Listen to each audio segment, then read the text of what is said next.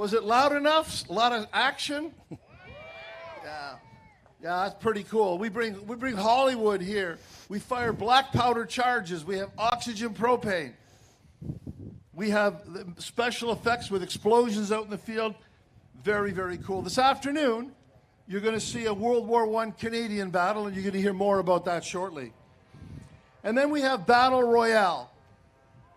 Now, how many of you have had, who play World of Tanks? How many play World of Tanks? Okay, yeah, there's a lot. I do too. I think it's a very cool game.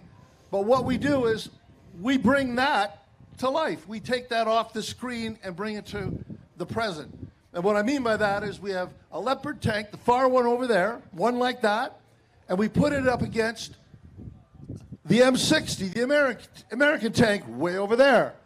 And they fire oxygen propane, and we just cut them loose in the field. We cut them loose to do their battle. It's not choreographed, it's not staged, and they go at it, tank versus tank, like the game. But the difference is, they don't blow up. You decide who's the winner. And that'll be described a lot further. It's very cool. I don't believe anyone else does it, so it's pretty exciting stuff. The MVCC, that's our Military Vehicle Conservation Center. Please go in there and see the exhibits. The front end, the Static Museum, we have mannequins, uniform, medals, you name it. A lot of it, again, the history of the Ontario Regiment Museum and the Canadian Armed Forces in general. We have vehicles here today for the very first time from the Canada War Museum in Ottawa. We're very proud to have them involved. If you haven't seen it, there's a kangaroo out there. I'd never seen a kangaroo before. No, it's not an animal, it's an actual tank-like structure. And we have vehicles from Borden. There's quite an elaborate museum up in Borden, Camp Borden, Canadian Armed Forces Base. So if you liked what you saw earlier, if you like to see how we're all involved and what we can produce, if any of you are interested in becoming one of our volunteers, please go over to our recruiting booth over at the MVCC. We'd love to have you on board to be part of this amazing museum that we have. So I think at this time, we've got other stuff coming up, and I would like to turn you over to our executive director, Jeremy's Blowers, and he is going to be the MC. Jeremy is the guy that keeps us all glued together. Jeremy's the guy that can herd cats. And we're very grateful to have him. So let's hear it for Jeremy Blowers. Thanks, Al. Mostly black cats, though. We're mostly herding black cats. And let's just hear it for Al and the volunteers of the Leopard team here. Our synchronized tanking. All right, so we're going to boot them up. I'm going to send them around the field one more time for you to enjoy, also so that you can really feel the ground shake beneath your feet. And shortly after that, we're going to be getting to a segment called Meet the Tanks. Now, not all the vehicles that we're going to show you are tanks, but these are special vehicles that are visiting us from other organizations, other museums across the country. And we'll tell you a little bit about those vehicles and the museums that you can also visit. And then we're going to show you some vehicles that are new to our collection that you have not seen since Aquino 2022. So once again, let's say thanks to Al, and I'll boot up these tanks and roll them out.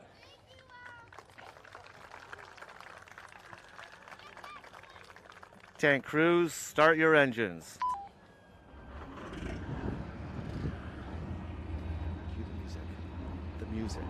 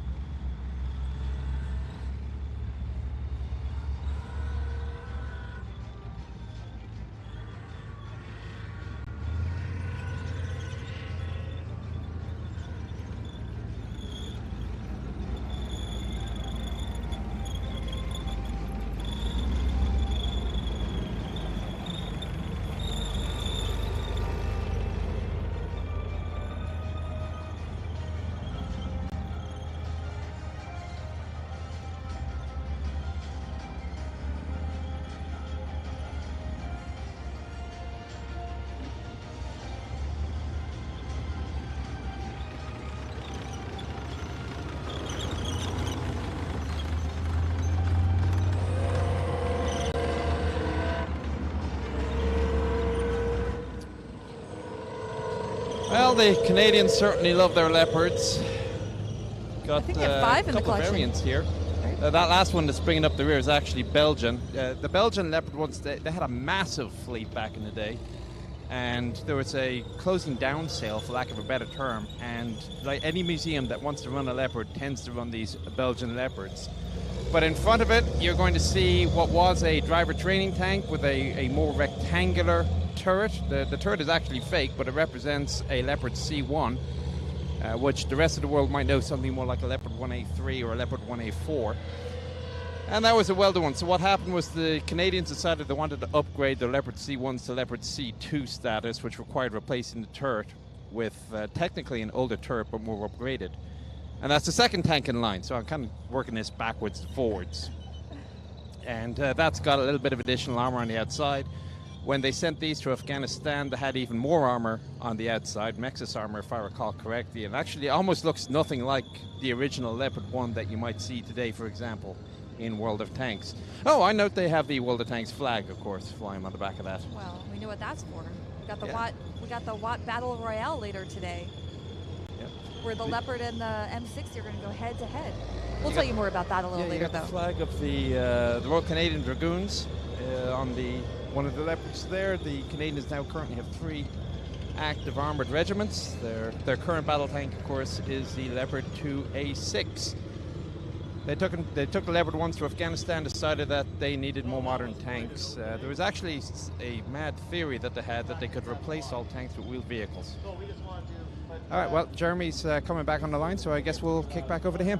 Let's wait till you hear some of the small arms fire and the cannons fire. So, the segment that we're going to get into shortly, as soon as the tanks are clear from the field, is called Meet the Tanks. And the vehicles that are coming out at first, the guest vehicles aren't actual tanks, but we'll get to some tanks later on in this segment. So once the Marshal gets all those MBTs safely off the field, we'll get rolling with the guest vehicle section.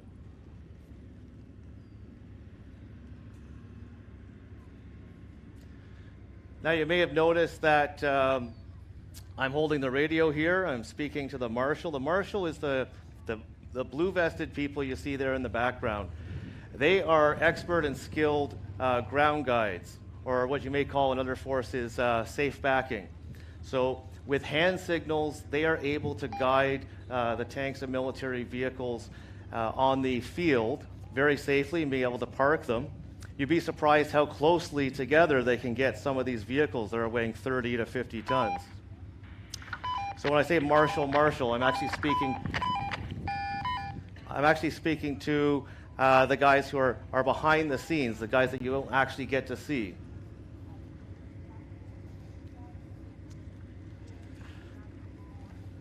You can actually see in the rear area over there, you can see the Marshals parking the tanks for the next segment.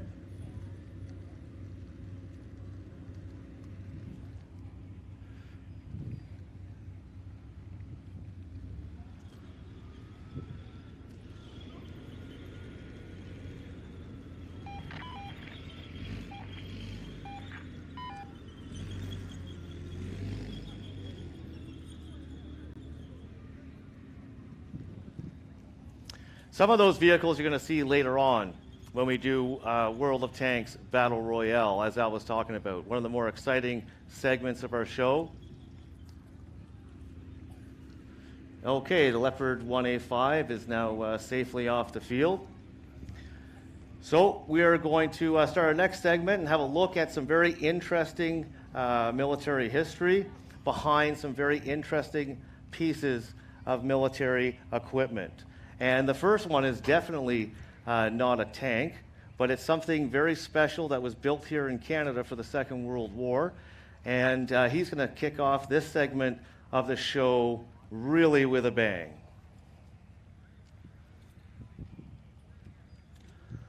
Marshal, send out the gunners.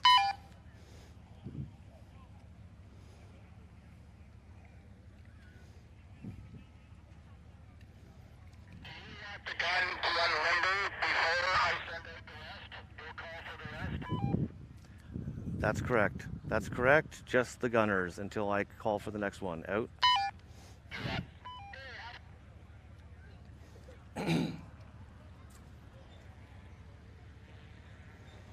So, definitely not a tank. So what you're looking at is a Second World War quad, which is a truck, a limber, which is a trailer that carries ammunition, and an artillery piece, a 25-pounder quick-firing cannon.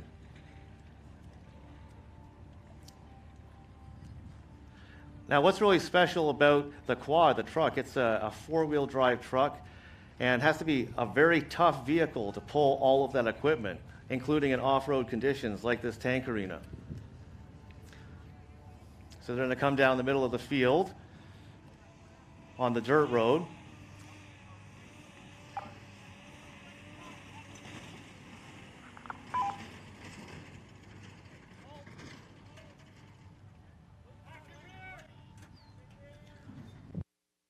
Now this gun belongs to the Toronto Limber Gunners. They're part of 7th Toronto Canadian Artillery. It's their historical troop, so to speak. And most of their members are retired artillery personnel. And they're going to demonstrate to you right now how they unlimber that 25-pounder. Now the truck itself is or Canadian Military Pattern Vehicle. So many people don't know this, but Canada produced a huge amount of military vehicles during the Second World War, right across the country. And right here in Oshawa, Ontario, there's an auto plant that at one time was the largest autoplex on the globe. And during the Second World War, when Britain was fighting alone and the Commonwealth and Canada were fighting against the Axis powers before the Grand Alliance, the UK had lost most of its equipment at Dunkirk or dispersed it into the Empire, and Canada had to meet that call. And Canada produced more military vehicles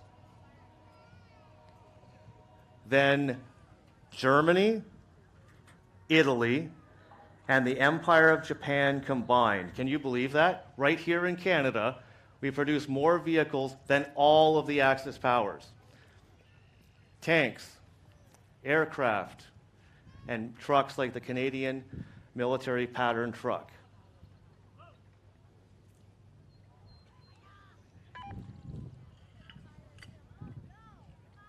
Now this is going to be very loud, so I'm going to give the command to fire, so you're prepared. And you can imagine an entire battery of these firing on the enemy. And also imagine a bunch of young men from 18 to 25 slugging shells as fast as they can, each gun firing up to 25 rounds a minute. Now obviously our retired gunners are not going to be doing that.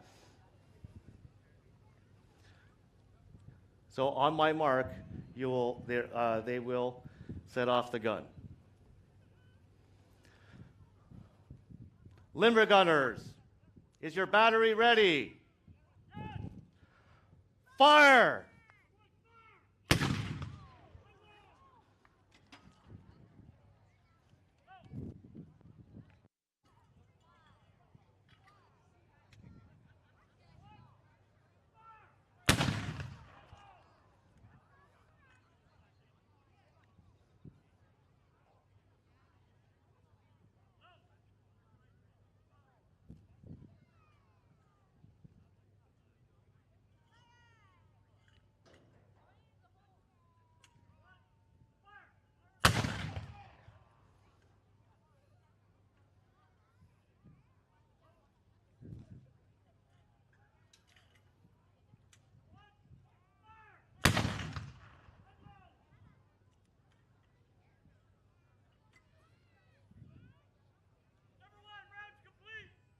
Let's hear it for the Toronto Limber Gunners. Wow, that's a lot of bang. And they can get those shots off pretty quick. So you'll note that the gun is unlimbered, and the team, you can see how they're using the poles. They can actually reposition the gun around the field. And again, the trailer behind, that's called the limber, and it carries all the ammunition. We'll have noted that the shells didn't actually have projectiles on them. It was just the brass casing with the black powder. We're obviously not firing at anyone in the neighborhood here. And the gunners are going to load that back up. Very heavy, and it's very difficult. You can also see that one of the limber gunners is in authentic kit there, wearing the uniform of a Canadian artilleryman in the Second World War.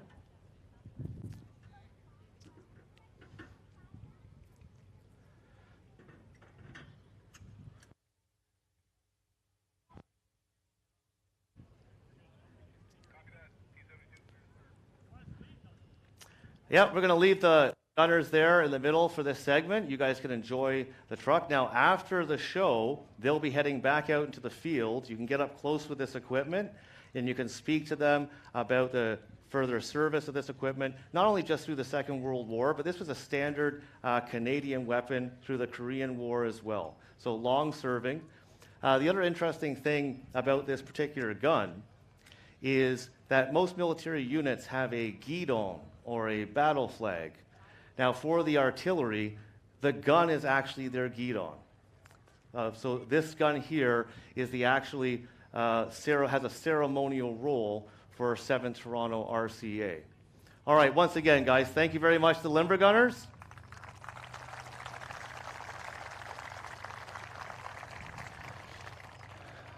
Now, the next vehicles, we're going to send out 2 vehicles together because these 2 vehicles served together in the Second World War.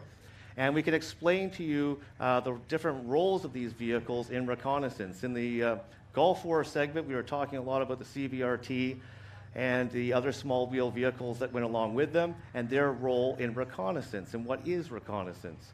So we're going to have a look at 2 rare Second World War vehicles that worked together in the field with many Canadian and Commonwealth regiments.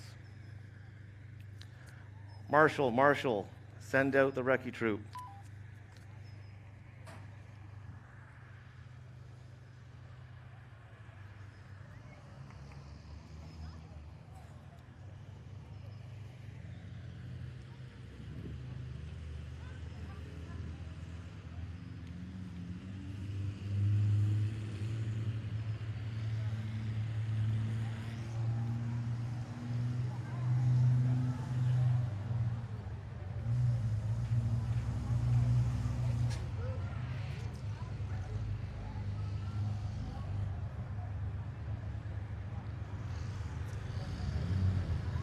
So this first very small vehicle that you can see is a Daimler Dingo Mark II. This one was built in 1944. A very small armored car.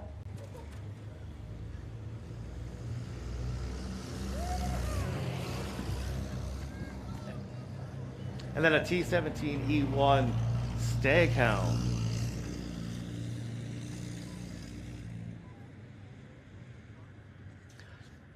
And they're both flying the flags and have the markings of Canada's own Royal Canadian Dragoons that continue to serve our country today.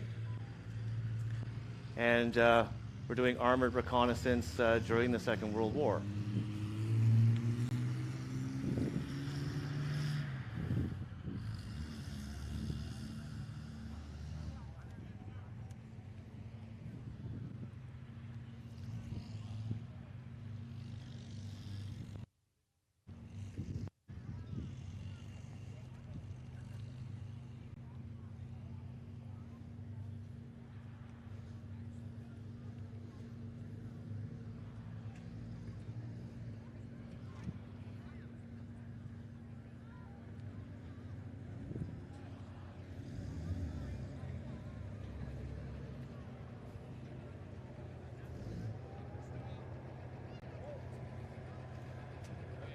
Okay, wait a minute. There's something just not right here. This doesn't look like a Royal Canadian Dragoon. Is that Charles Abdu? If you guys play World of Tanks, you might know Dead Meat. There he is, driving the and his wife Dara. And ma'am, I don't think that's regulation headwear. I'm just going to bring you over a microphone here.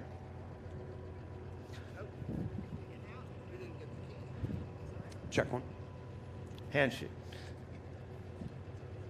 So, sir. Howdy, Jeremy. Hey, how are you doing, Chuck? Doing great. Oh, thank you.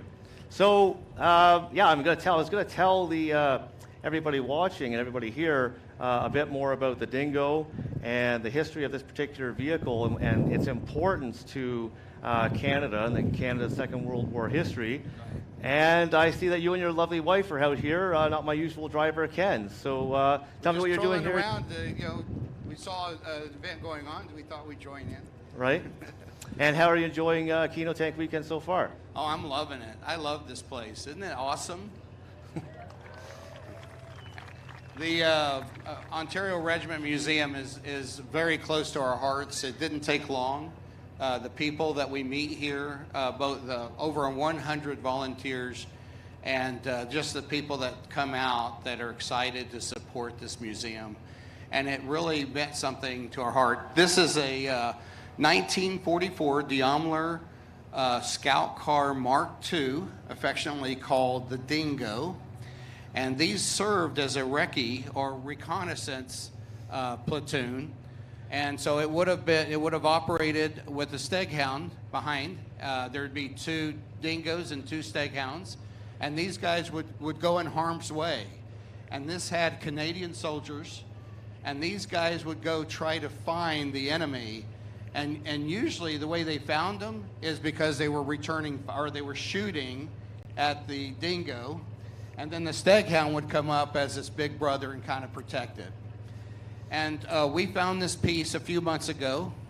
Been talking to Jeremy about acquiring this piece for the museum because it's special. My wife and I have parents who served in the U.S. military. My dad was in World War II and was in harm's way on a constant basis. And so it really means something special to us to support museums like the Ontario Regiment Museum, which honors those and keeps remembering those who served, some who gave their life and some who gave a long part of their life. They came home, but they still served and gave their lives. And it's important for us as children of veterans to make sure that these stories are told. This was a special piece because Don White, who is a member of this museum, and unfortunately not here this weekend, is almost 99, and he served in these vehicles. And so Don is an awesome person and a great supporter of the museum, and we wanted to do something that would honor Don, that would help y'all to see Canadian history, those who served, some who did not come home. And as this piece is now a reminder. And so we want to present this brand new 1944 Daimler Scout Car Mark II with only 2,900 miles on it to the Ontario Regiment Museum. And we could not be happier to be a part of this museum and this family. My wife's first trip, this is my third. She came up here and she has been just right at home immediately. We really want to thank the people of Canada for you really love history and you're really friendly, and just like us Texans, we're from the Austin, Texas area, by the way. And so that's it. Wow. Sir, thank you so much. And the kindness and generosity that you guys have shown, the way that you've just become part of the family. I can't wait for tonight. Now's the perfect moment. These are member-only uniform. You can't buy these in the gift shop. They can only be earned, and it means you're a part of this family. So I'd like to present both Chuck and Dara with museum hats, and they're now lifetime members of this museum. Thank you. Thank you.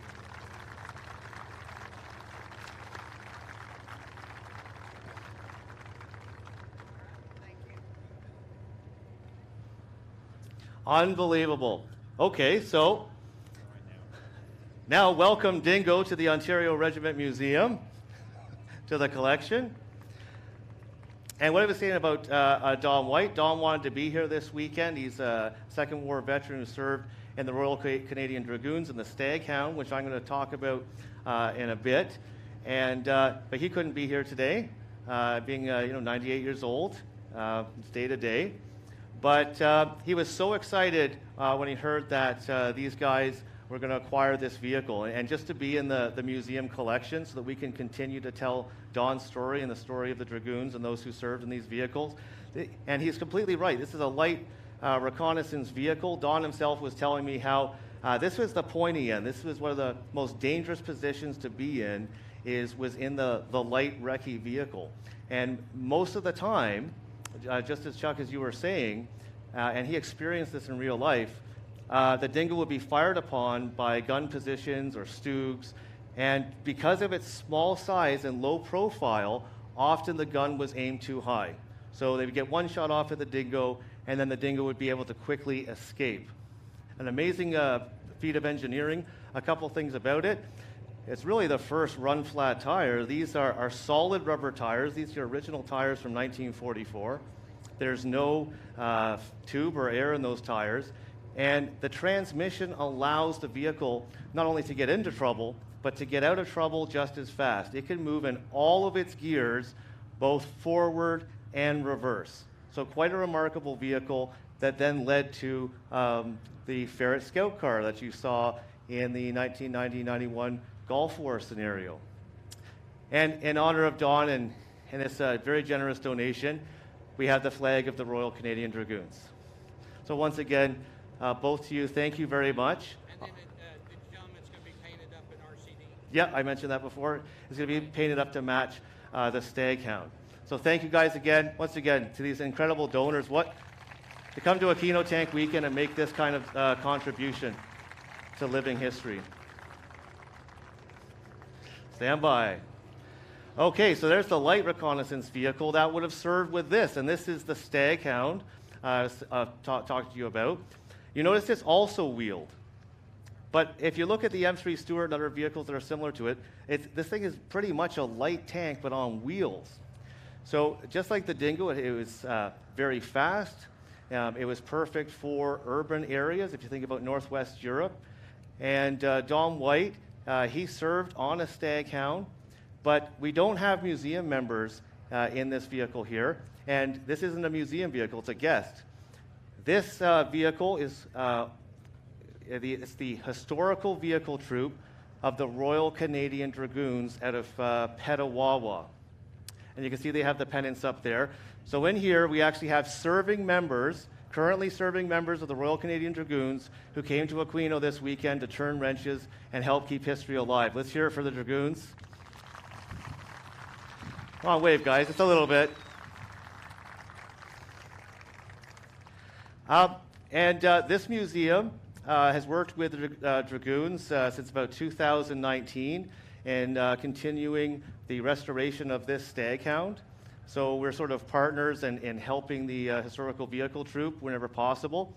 And one of the incredible things that we were able to restore is the 37mm main weapon on this vehicle.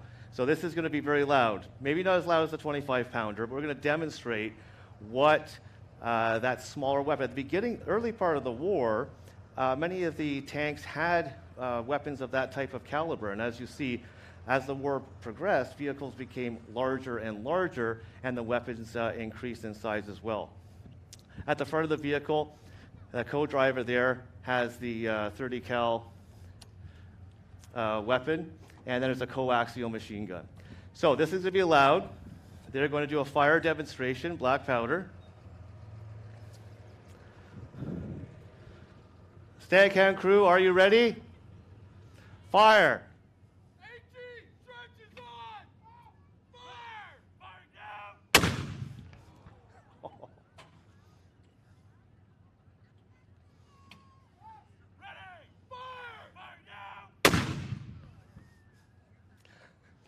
Let's hear it for the Staghound, the Royal Canadian Dragoons, historical vehicle troop.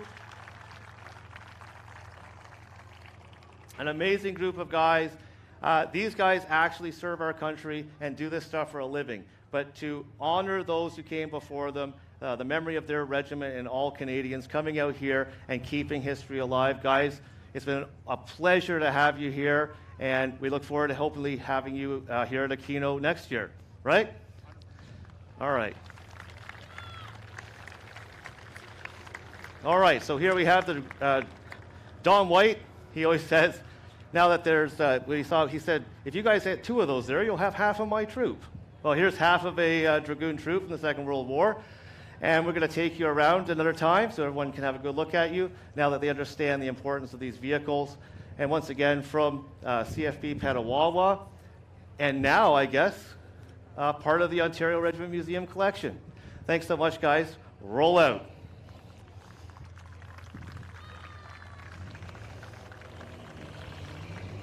Alrighty, so how about those wheeled vehicles? A little controversial, but they're in great shape. There's nothing controversial about a wheeled vehicle as long as you don't mistake it for a tank. Well, it's pretty cool. Who can't be mistaken is we got a little dead meat _ BC driving the dingo. Did you all see that? Not the only World of Tanks name you're going to hear around here. It's amazing the confluence, I have to say, between World of Tanks and Aquino. You're going to see more World of Tankers. Yeah, definitely a lot of your favorite faces. So especially for our friends who are watching us on Twitch, and I really hope that everybody has our Twitch channel open right now, because that is how you're going to get those free in-game goodies, by claiming those Twitch drops. But the only way to get claimed Twitch drops is, of course, to watch us on Twitch and link up your World of Tanks and Twitch accounts. But we do have a lot of familiar faces for the North American audience specifically. We've got a lot of streamers out here. We have, of course, you just saw Dead Meat, who made the most generous offer of donating an entire armored vehicle, the Dingo. I also bumped into Rickety Enge, a longtime viewer of the World of Tanks Twitch channel, whose grandfather actually was part of the crew for the Staghound. We've got some B-Ted here. We've got Talk to Me Goose. We've got Damien's Gaming, 13 Disciple, Sophie Line, Lady May, you name it. A lot of your favorites are out in full force this week, so you can catch their streams or even catch them on our very stream. And it looks like they're doing another lap. They're doing another lap. Interesting thing about the Staghound, made by Ford mainly, but they're not actually used by the U.S. Oh. They're pretty much only used for export. Fun fact.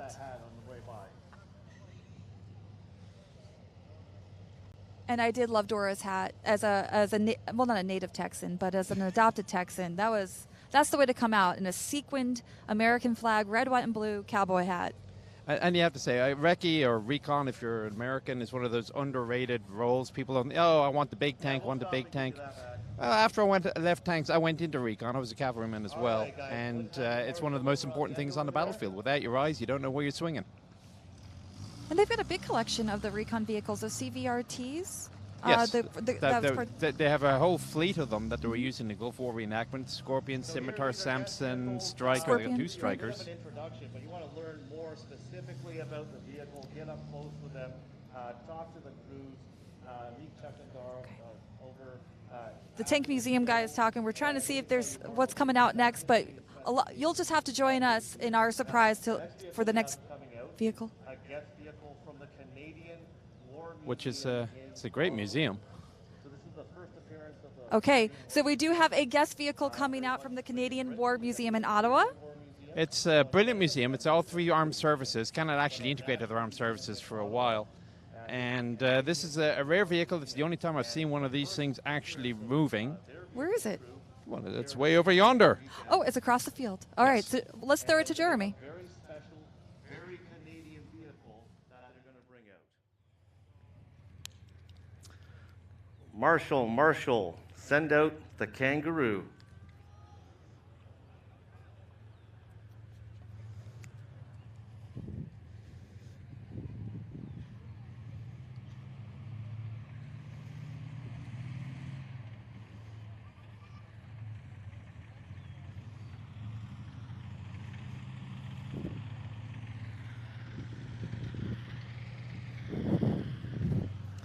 So what you're seeing here, is it a tank? Is it not a tank? Well, it used to be a tank.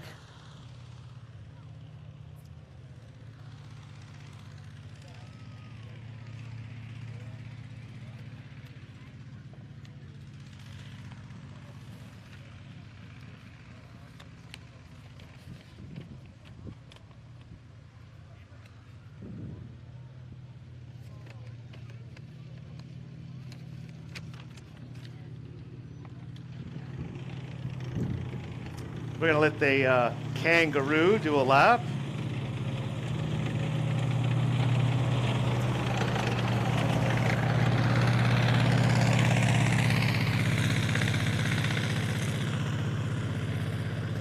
So what we're looking here is this is a Canadian-built tank.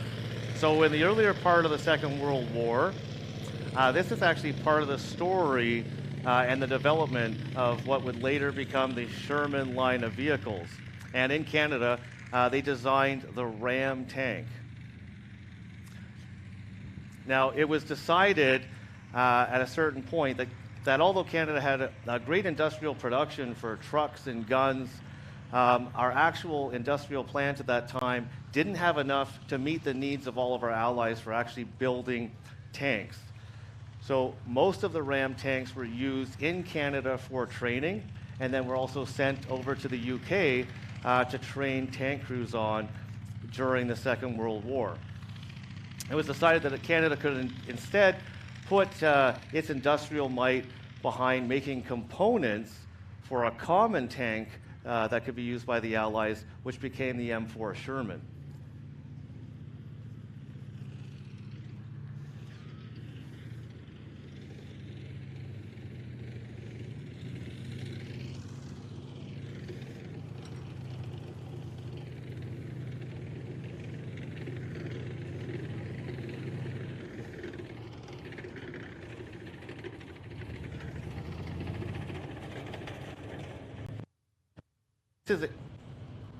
Well, signal doesn't like to go through armor, does it? So here's look at the crew. Here we got the crew from the Canadian War Museum. We also have some of our Second World War reenactors. Oh, wait a minute, there's someone else hiding there. Is that Sophie?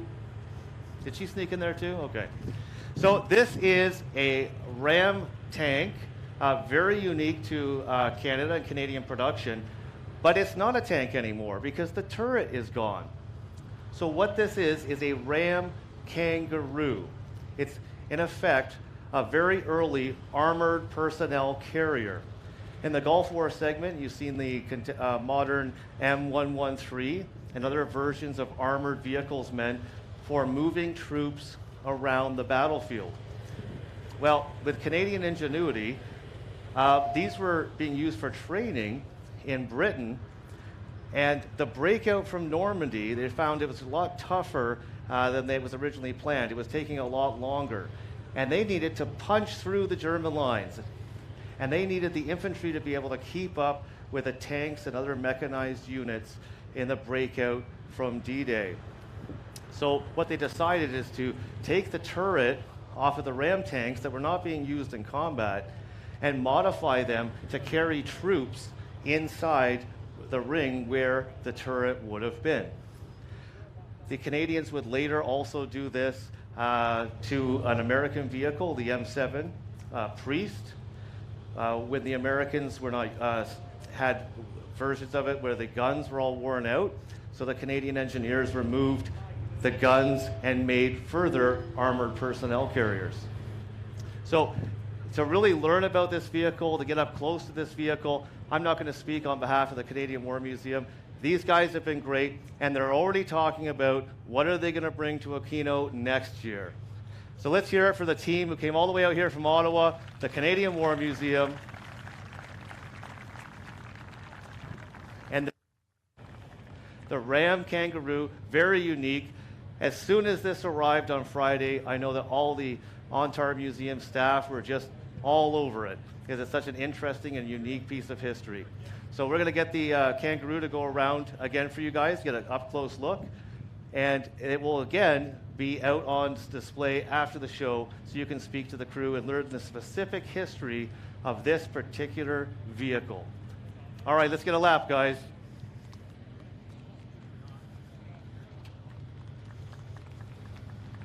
Alrighty, so Chieftain, you got the great honor of giving the kangaroo a quick ride around yesterday.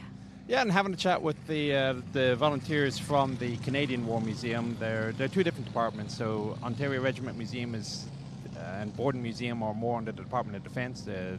Ontario is an accredited Canadian Forces Museum, whilst the Canadian War Museum is actually an entirely different government department. But of course, they all work well together, and they're volunteers, and they're a great group of lads. So as we're going around the track yesterday, I was just chatting away with. I mean, it is just so hospitable here. Yeah. It really is. Everybody's just. It's like there's the stereotype of the Canadian friendliness. It's true. Yeah, it really is. And they're not sorry about it. Oh boy, I had to do it. No, I'm not even going to try Canadian. I can't do an American accent. I lived there for 20 years. Well, this kangaroo, ram kangaroo, is quite a unique one. There's a lot of chatter in chat. Yes, I am spying on chat there. I am curious. Like, is this a tank we might ever see in the game? I don't know. Would it serve a purpose? No, it's entirely different. It's considered to be almost like the first heavy armor personnel carrier. So today it's a type of vehicle that's not really greatly in use. The Israelis are probably the largest users of them with the Nagmashot and Damer, Akzarit.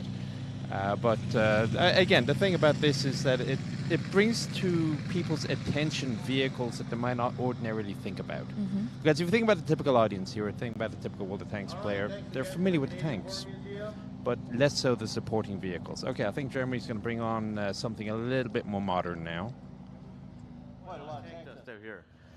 So, our name, the Ontario Regiment RCAC Museum. That's Royal Canadian Armoured Corps Museum. We talked about the Canadian War Museum as our national military museum institution.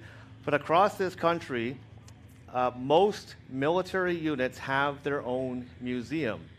Now, most of you guys know about the Ontario Regiment Museum, but it's part of a larger regimental family. There actually is an Ontario regiment here in the region of Durham that is very active and is a military unit. So we had the Royal Canadian Dragoons here. So we're going to show you some equipment, and we have the Ontario Regiment, RCAC, here on the field today. You can meet the soldiers of the regiment. We have a display out in the field. We're going to show you just some of their current equipment. And right away, you might say, that's interesting. When you saw that dingo, and then you saw that stag hound, you saw those two reconnaissance vehicles, and maybe how over 80 years later, there's still some similarities in those roles. Marshall, send out the ONTARs.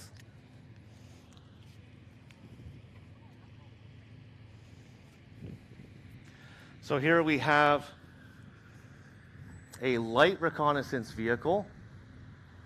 That's actually a Mercedes G-Wagon. They were introduced into Canadian service around the time of the Afghanistan conflict and are still used in a light reconnaissance role. And then a larger reconnaissance and patrol vehicle, the TAP-V. Let's have the ONTARs go around. And TAP-V, it stands for Tactical Armored Patrol Vehicle.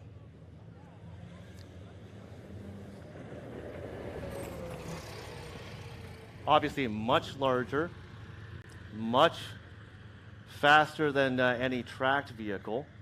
The TAP-V was actually a concept Canada was looking for during the Afghanistan mission when we were tasked with protecting a lot of convoy routes, logistical routes. It was a perfect vehicle at the time for protecting those convoys and VIPs, etc. However, it was not ready in time.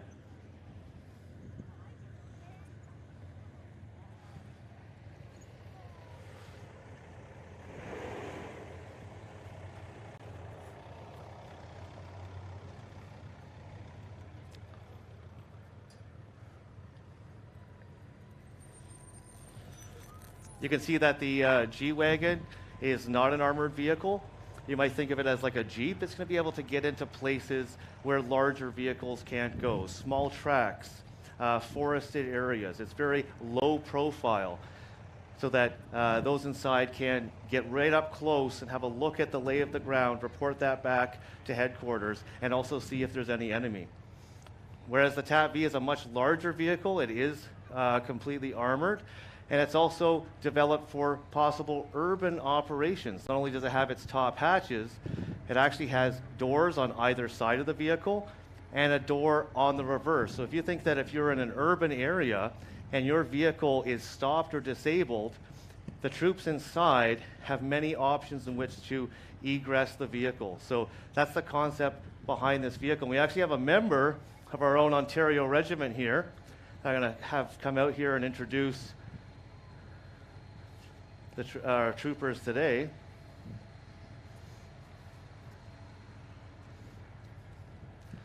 So good day, sir. Can you just let us know, introduce yourself? I'm Private Justin Robinson of the Armours. All right, well, let's give a round here to Private Robinson. And so in the G-Wagon here, you can tell us who the crew is, and these are all serving members of our own Ontario Regiment. So the driver of the G-Wagon here is Corporal Josh Maven. 4 years of service. He has deployed on numerous domestic operations. And the gunner there is Corporal Matt Pierce. 5 years of service, also domestic operations.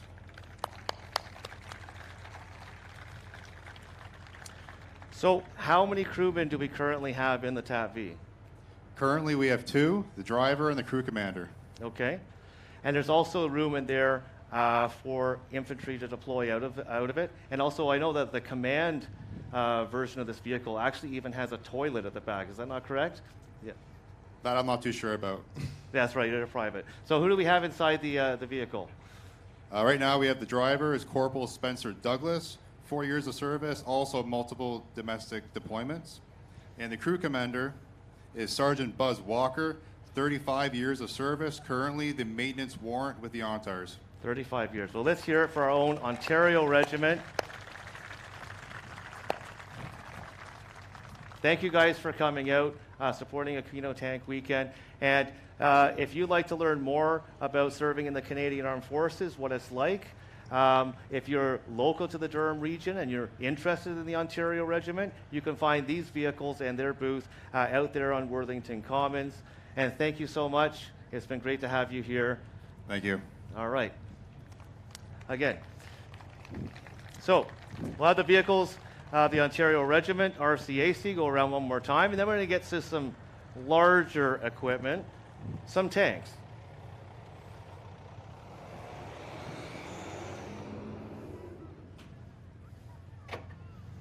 Alrighty, it looks like they're back on the move. The whole little and large thing for recon is still a thing. So when I was a troop commander, I had Humvees and I had Bradleys. So the idea, of course, was the Humvees would go forward and then the Bradleys would be Big Brother giving you a bit of supporting firepower, a bit of counter recon, or just punching through the enemy counter recon screen to allow the Humvees to keep going a bit further. Kind of like a donut hole to a donut. Yeah, I mean, I figure we've come to a foreign country. Let's try some of their strangeness, and these are Timbits, which look a lot like donut holes to me. But, or munchkins. Anyway, so when I was in Afghanistan, I went to Kandahar, and the Canadians had a Tim Hortons in Kandahar.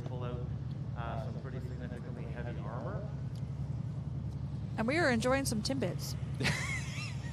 Timbits and Timmies over here, just the way you do in Canada. So we have the Twitch drops are still ongoing. I believe there should be a token. As a matter of fact, we're about 60 minutes into our first Twitch drop. Well, actually, we had a guaranteed Twitch drop at 30 minutes. So if you are watching on Twitch and you have been watching since 1 p.m. Eastern, you are in good shape. You should have received some guaranteed drops, which are the ×5 XP missions. And then we have hit our 60-minute mark, so you should also have your first Road to Tank Fest token. This is the token that you need and can only get from watching this live stream in order to get a free premium tank. Now, don't forget, you have to watch this stream and you have to watch the Tank Fest stream, which will go live on June 25th.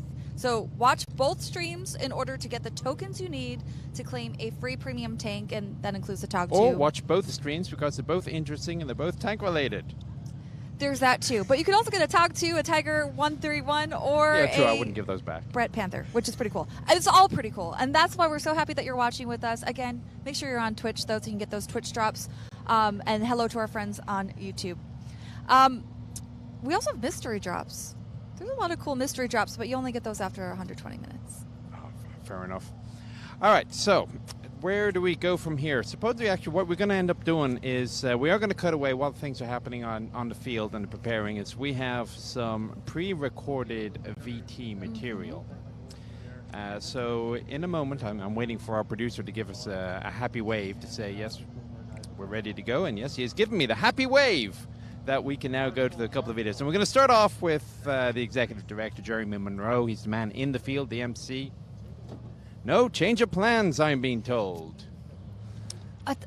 Oh, okay. So Okay. we have, it's actually a new vehicle that's not on the schedule here, but this is brand new to the museum. Yes. And I guess they want to show it off. Yes, this is the second of 3 brand new vehicles to the collection, so get excited, people. And any guesses in chat what this tank is called before it's announced? And now the us chat know. is immediately going to say it's not a tank. Oh, armored vehicle. APC? Wait, artillery? It is an artillery. There It we is go. an M7 howitzer motor carriage, commonly known as the Priest. Okay, so you just told them. Yeah, well, I if wanted- they haven't already typed it in chat, they're too slow. There you But have it, guys. The M7 Priest is here. The British had this thing about calling their artillery pieces for a while after religious figures. So the 6-pound rented tank gun was a Deacon. Bishop, of course, was the Valentine chassis with a 25-pounder. Abbott would come along a little bit later. Abbott and Costello? Sexton was another one. Looks very similar to the M7 without the pulpit. Well, it can move, baby. Look at that thing go. All right, so I hear Jeremy is giving us a little bit more information, so I'll hand it over to him. And maybe it's actually beneficial that the Limber Gunners are still on the field, because this is actually a piece of artillery.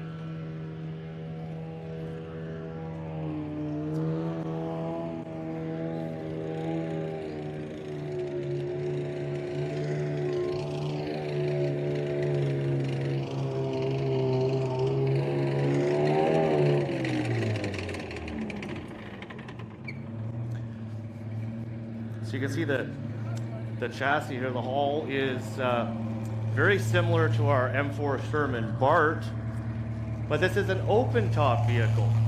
I think I have some interference here. It's actually a self-propelled howitzer or an artillery piece. So we are looking at the Kangaroo, how they were a modification of a tank to become an armored personnel carrier. Well, those same forces that had to move quick could also move their artillery forward quickly, or, like in the case of the operations in Normandy, could deploy directly to the beaches with their artillery. It's a very little known story, but Canadians actually used the M7B1 Priest. The original M7s. This is an M7B1, the 1944 version. On June 6, 1944, when they landed on Juno Beach. And this vehicle was donated to this museum by funds from a private family foundation, because they had a family connection. Someone in their family actually landed on these on June 6, 1944, and he was later killed in the war and never came home. So museums are not only just full of vehicles and artifacts, but they're full of stories, and stories that we like to tell about service of Canadians and our allies. So this vehicle was donated in November. It's an M7B1, so it's a later 1944 variant of the famous Priest. And why is it called a Priest? Well, the British gave it that name because the crew commander's up there in like a pulpit. Even though this is definitely not a clergyman, as he has a .50 caliber machine gun. So the history of this particular vehicle, and once again, we have a large display on this in the museum. This vehicle was built in December 1944. We don't know where it would have served with the U.S. Army quite yet. Did it get deployed overseas? Did it go to the Pacific Theater or the European Theater, etc.? It was eventually given to European allies for service in Korea and defense during the Cold War. Was finally retired from service in the 1960s and was recovered by a museum, the 39 to 45 collection in the Netherlands, and was restored to this state by BAIV in the Netherlands, where it was sold to this museum with funds by a private Canadian donor honoring their family. Is that not just an incredible story for a museum? So it has the body of a Sherman, but once again, it's a self-propelled artillery. And the reason the Americans lent these to the Canadians is the Canadians were using the Limber, the quad, and the 25-pounder quick gun, which you can imagine if you're hitting a beach on an amphibious invasion, you're not going to be able to deploy that vehicle and that weapon very quickly. So just for about 8 months, the United States lent these vehicles to the Canadians, and they were used. Now, I said about honoring memory of someone who landed on Juno Beach. The flag you see here flying is not the flag of Ontario. That's the red ensign. That was Canada's flag up until 1965, when the now famous maple leaf flag that we all know was introduced in Canada. And what's super incredible, and there's another great story, is that we have members from Juno Beach Center in France here at Aquino this weekend.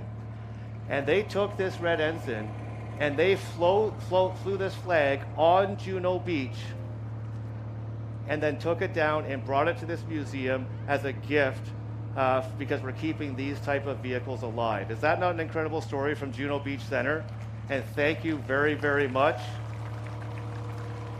They're keeping the history of Canadians in France and the landing of on Juno Beach alive every day.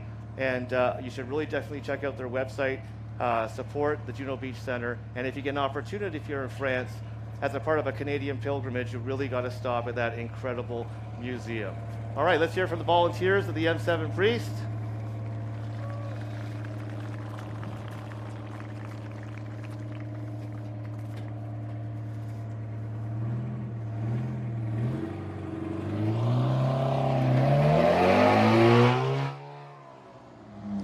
Alrighty, so that was a sweet treat. The red ensign, we got introduced to that flag. We also, Yep. So as I'm looking at it going around, a bit of trivia for you. So the M7 howitzer, it was sort of a factor from a chap by the name of Jake Devers. He was the commander of armored force for the U.S. Army in World War II, at least the first half of it. And he was an artilleryman. And so, well, why would you put an artilleryman in charge of armored force? And what happened was when they made armored force, they basically took an infantry unit because the infantry had the tanks. They took cavalry units because the cavalry had the rapid tanks, the combat cars. And they needed somebody neutral to stop the one from shooting the other. So Jake Devers got the nod. He was already considered a very intelligent general, the youngest in the army.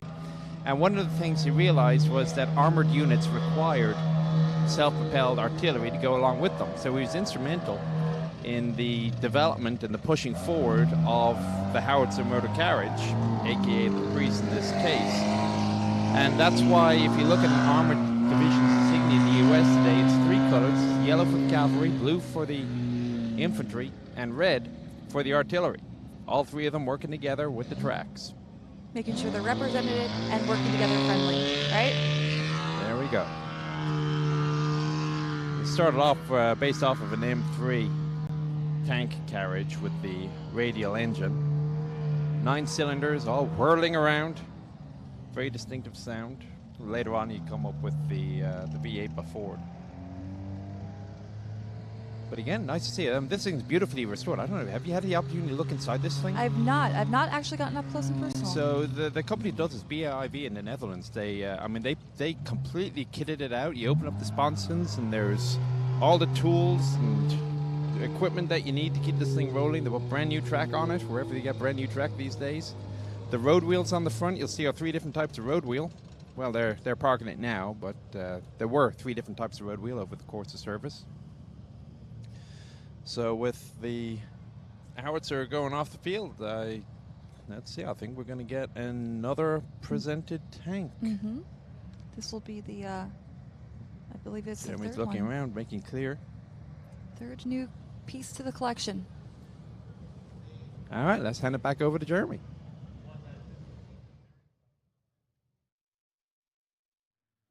Had been working on this vehicle for an incredible 15 years. And now here in Canada, we have a fully operational Mark V Centurion LR, a Centurion main battle tank. This is a UK-built vehicle.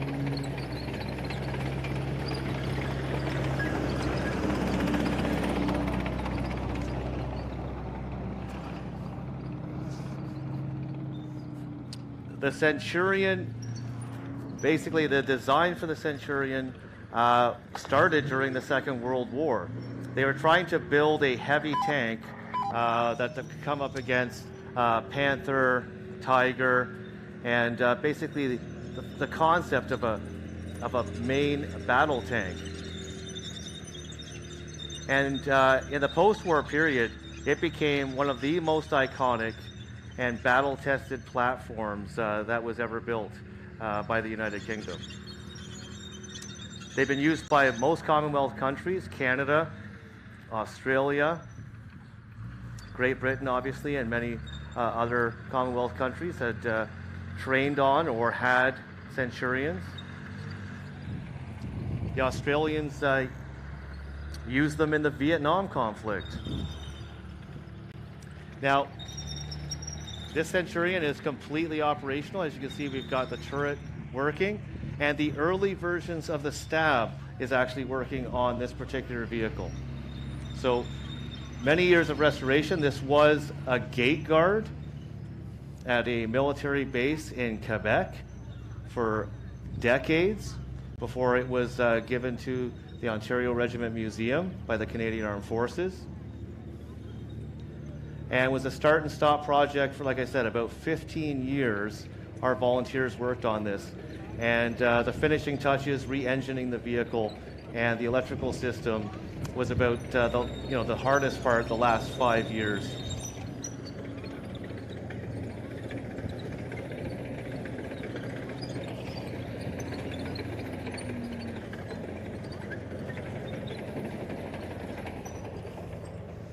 Now you look at the main weapon, that's a 20-pounder main cannon.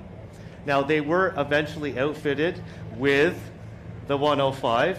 Yes, Malcolm, I understand the turret is very much operational. Okay? Why don't we show it to our visitors? Thank you. So it was actually upgunned by the Canadians to the 105 NATO round, but when this vehicle came back to Canada, it was used as a training vehicle. When they finally decided to retire it and put it on static display as a gate guard, they took out the 105 and put in the old 20-pounder. So it's kind of cool that we actually have the 20-pounder main gun on this vehicle. Also, you notice that I called it LR, and if you notice on the back of the vehicle, those are extended range fuel tanks to give this vehicle additional range. Canada actually used these vehicles until 1977, when they were finally replaced by Leopard 1, and the Canadians had the Leopard C1, which was the welded turret early version of the Leopard 1 vehicle. And what do we have here? Well, I see BTED's up there. Is that who I see? Say hi to BTED, guys. But I have Malcolm Towery up top here, operating the turret, of which he's obviously very proud. And I have Chris Bennett. He's our museum maintenance section manager. And both of these guys, it wasn't the whole team, but both of the guys operating this tank right now spent all those years restoring it and turning it into what you see today, a piece of living history. So let's hear it for the Centurion team. It's exceptionally rare to see not only this vehicle run, but be so incredibly complete and operational. All right, Chris, let's take that out, get it around the track one more time.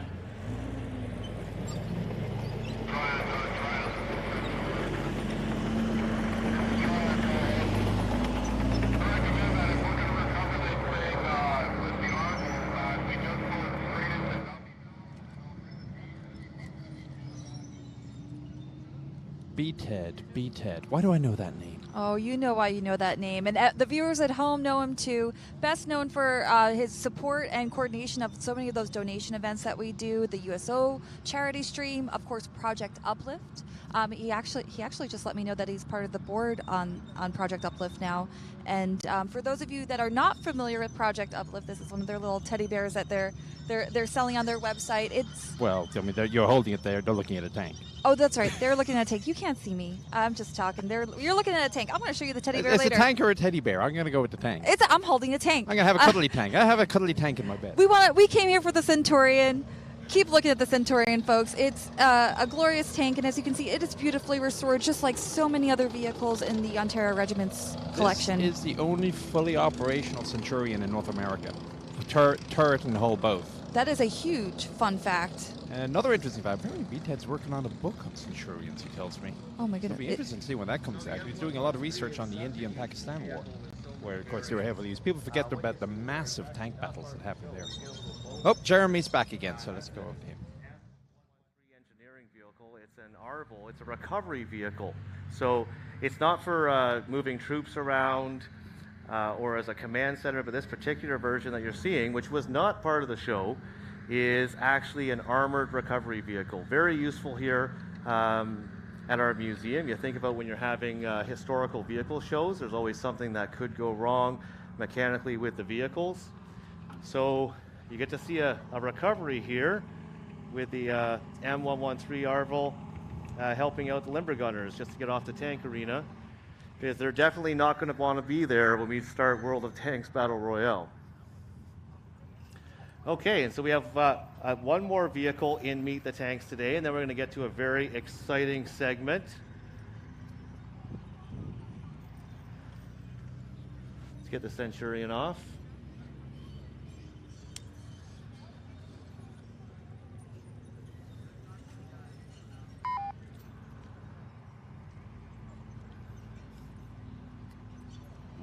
Marshall, roll the next tank. And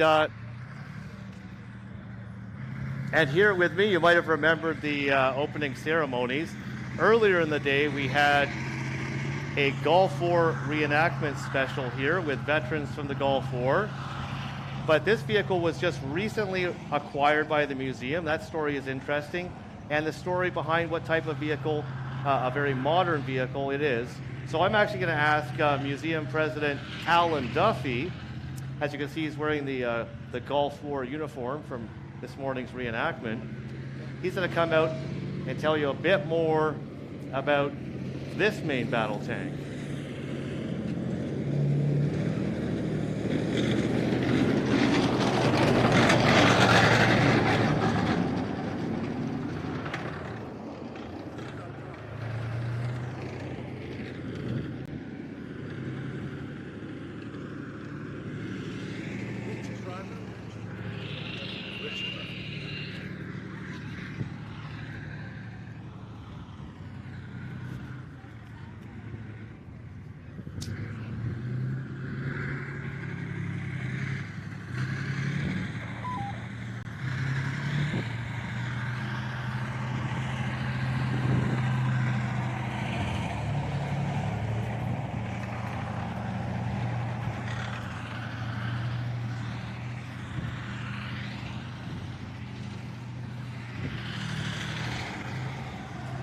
Alrighty, so this is the third of the new vehicles added to the collection this year. And yes, the T-72, Chieftain, what do you got for this one?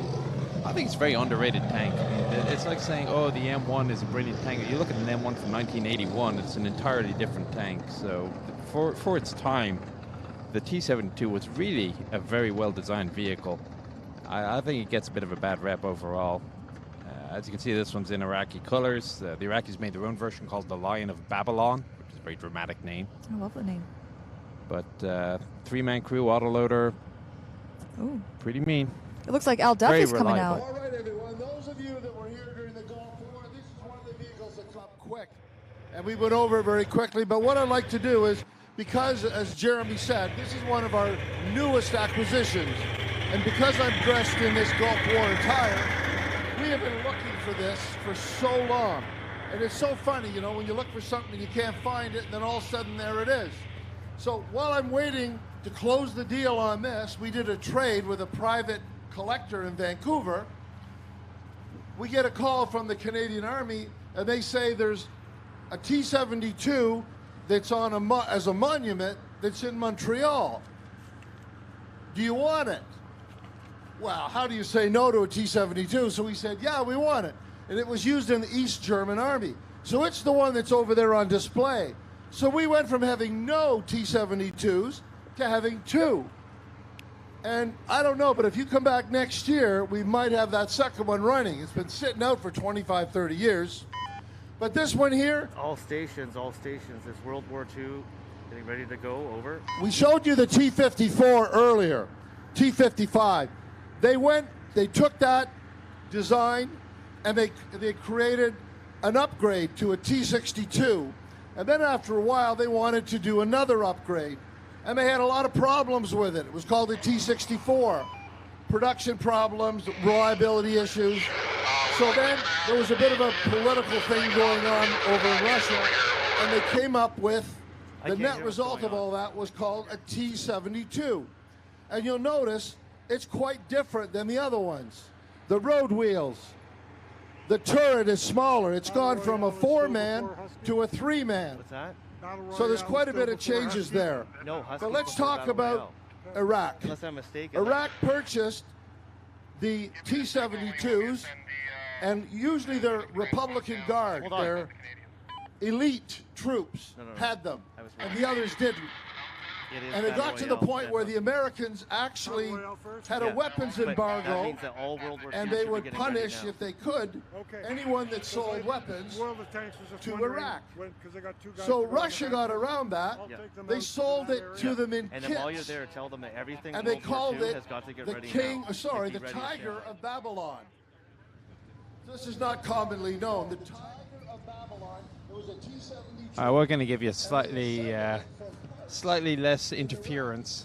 Of course, you don't see it. It's like a swan. One of these events is there's complete chaos going on behind the scenes to provide such a wonderful thing for the outside. So It's your all-access pass to Aquino, after all. So now you know a little bit about what's going on the radios that you can't usually hear. But Al's talking about the T-72, the characteristics of it, 125mm smooth bore, which for the time, it was lethal against pretty much anything it was going up against. I mean, it was bigger than anything that NATO had. NATO had a 120. Perfectly good gun, but the Russians were bigger. The steering and transmission on it is very interesting. It actually has 2 gearboxes, one for each track. So if you push down the clutch pedal, you lose steering and brakes to both tracks at the same time. You can have fun with that one. The external fuel tanks on the back, people think, oh no, there's external fuel tanks, just aim at those at the back of the BMP. It's, no. I mean, if you put a hole in the back of the external fuel tank, what's going to happen? The fuel is going to fall to the floor. Who cares?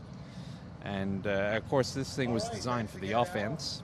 And the less you have to stop when you're on the offense, you can keep momentum. It's worth it. Just stick the external fuel tanks, just like the Centurion I saw earlier, the LR. It had the long-range fuel tanks on the side. Just go further. Well, it looks like we're about to hear the T-72 go around again. It is a beauty. I was saying that they've got 3 new vehicles in their collection, but technically they have this operational T-72, and then they also have the shell of the T-72. And I do hear Jeremy speak. I'm just trying to hear. He's closing up the end of the meet the tank section now. But those other organizations, not just here in Canada, Slowly going around. It's the looks like the updated Iraqi flag, if I recall.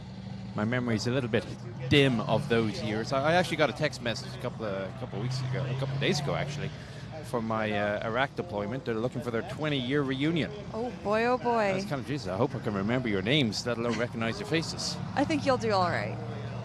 Well, I saw them at the 10-year reunion. It's going to hardly recognize half of them either. Considering you did just jump in to give us a bunch of T-72 facts when we were supposed to hear about it from Al. You've got a great memory, you've got a great knowledge base, and this was an amazing T-72. Oh, so I think that's Lottie from Oz Armour in the TC's hatch there. Oh, there she is. So if you don't watch the Australian Armour and Artillery Museum, they've got a YouTube channel. They publicise or they film a lot of the restorations, much like the Tank Museum did in the UK. And she's one of the mechanics you can see from time to time on there. Goes by the name of the Tank Whisperer, which is interesting. So the mechanic they had in the Centurion, Malcolm, they call him the Tank Whisperer as well, because I mean he just knows everything about every mechanical component of every tank ever made. It seems a Scotsman he is. So perhaps we should do a pub quiz with those two. Well, this has been great. So I think the Meet the Tank segment is wrapping up with this final go around of the T-72 here. Like I said, you did see some familiar faces out there. B-Ted was there, Dead Meat. I'm sure we have some more celebrity guests to come, including some very big live tank action. We do have the Battle Royale coming up later today, as well as a live historical reenactment where you may see some of the tanks that you met during the Meet the Tanks going head-to-head against each other in a live reenactment. But, you know, I'm getting a little hungry. I'm ready for a midday snack. Check this out. So it's a set of Lay's chips. Yeah. Ketchup flavor. Sounds What the Canadian. hell? So if you haven't caught on yet, we are sampling Canadian delicacies on today's stream. I love ketchup. Don't put it on a hot dog, people. Chat, if you put your ketchup on a hot dog, you should tell me about it, and that way I know not to eat hot dogs with you. Well, I will say it tastes exactly like it says on the tin. It is ketchup flavored. Not for me. I like dipping, but I'm going to hand this over to the camera crew. Yeah. They're local, I'm sure. Their taste buds are better attuned to ketchup. No, thank you. No, thank you.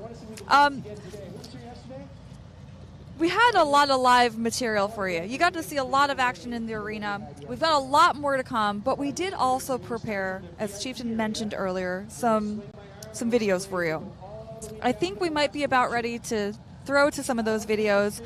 Before we do, I want to get confirmation from our producer and also give everyone who's watching at home a quick reminder that you should be watching on our World of Tanks Twitch channel in order to get those in-game goodies for free. The only way to get those in-game goodies for free is to claim Twitch drops, okay? So make sure you're claiming drops. There are guaranteed drops all throughout the length of the stream. You've got 3 hours with us if you started with us at 1 o'clock.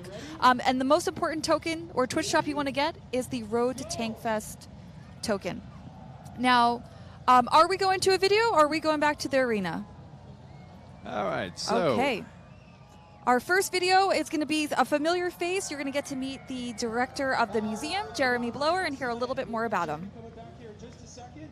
The Leopard 1 is basically the Euro tank. If you weren't trying to save your own domestic arms industry by building your own tanks or getting cheap ones off the Americans, you probably had one of these. Now, this particular one is Belgian, but the Leopard is integral to the story of the Canadian Armoured Corps. So in order to cram as much of that information as possible in as short a time as possible, I'm going to now cut away and leave you in the capable hands of Gamma Dodger.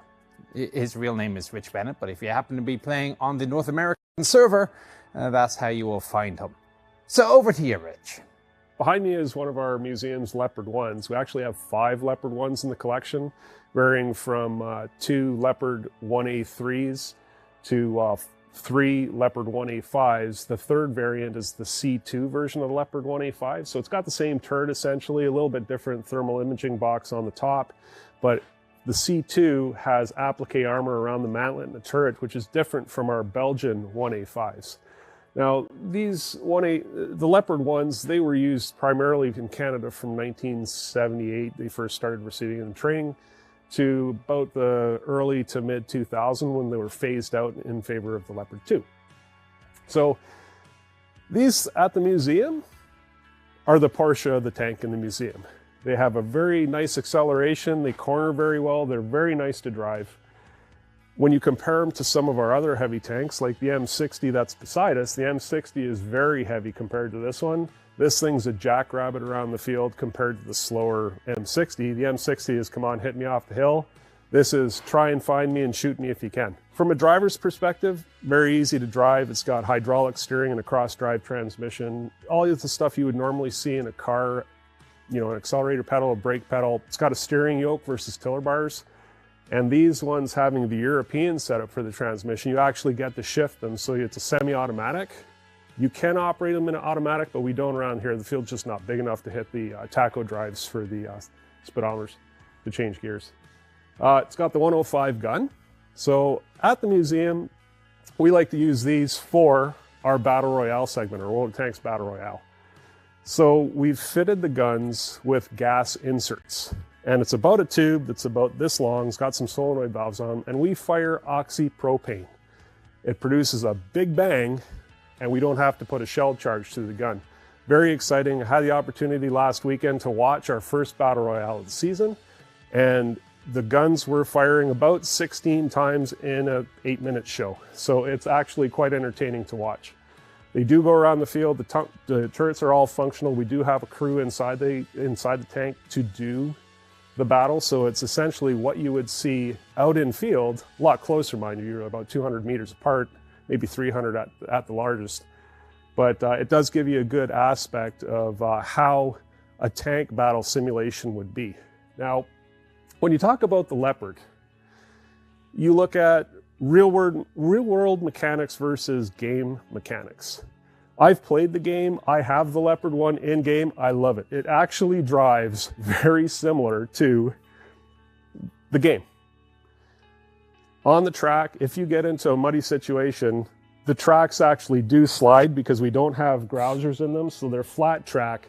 It will actually slide on clay.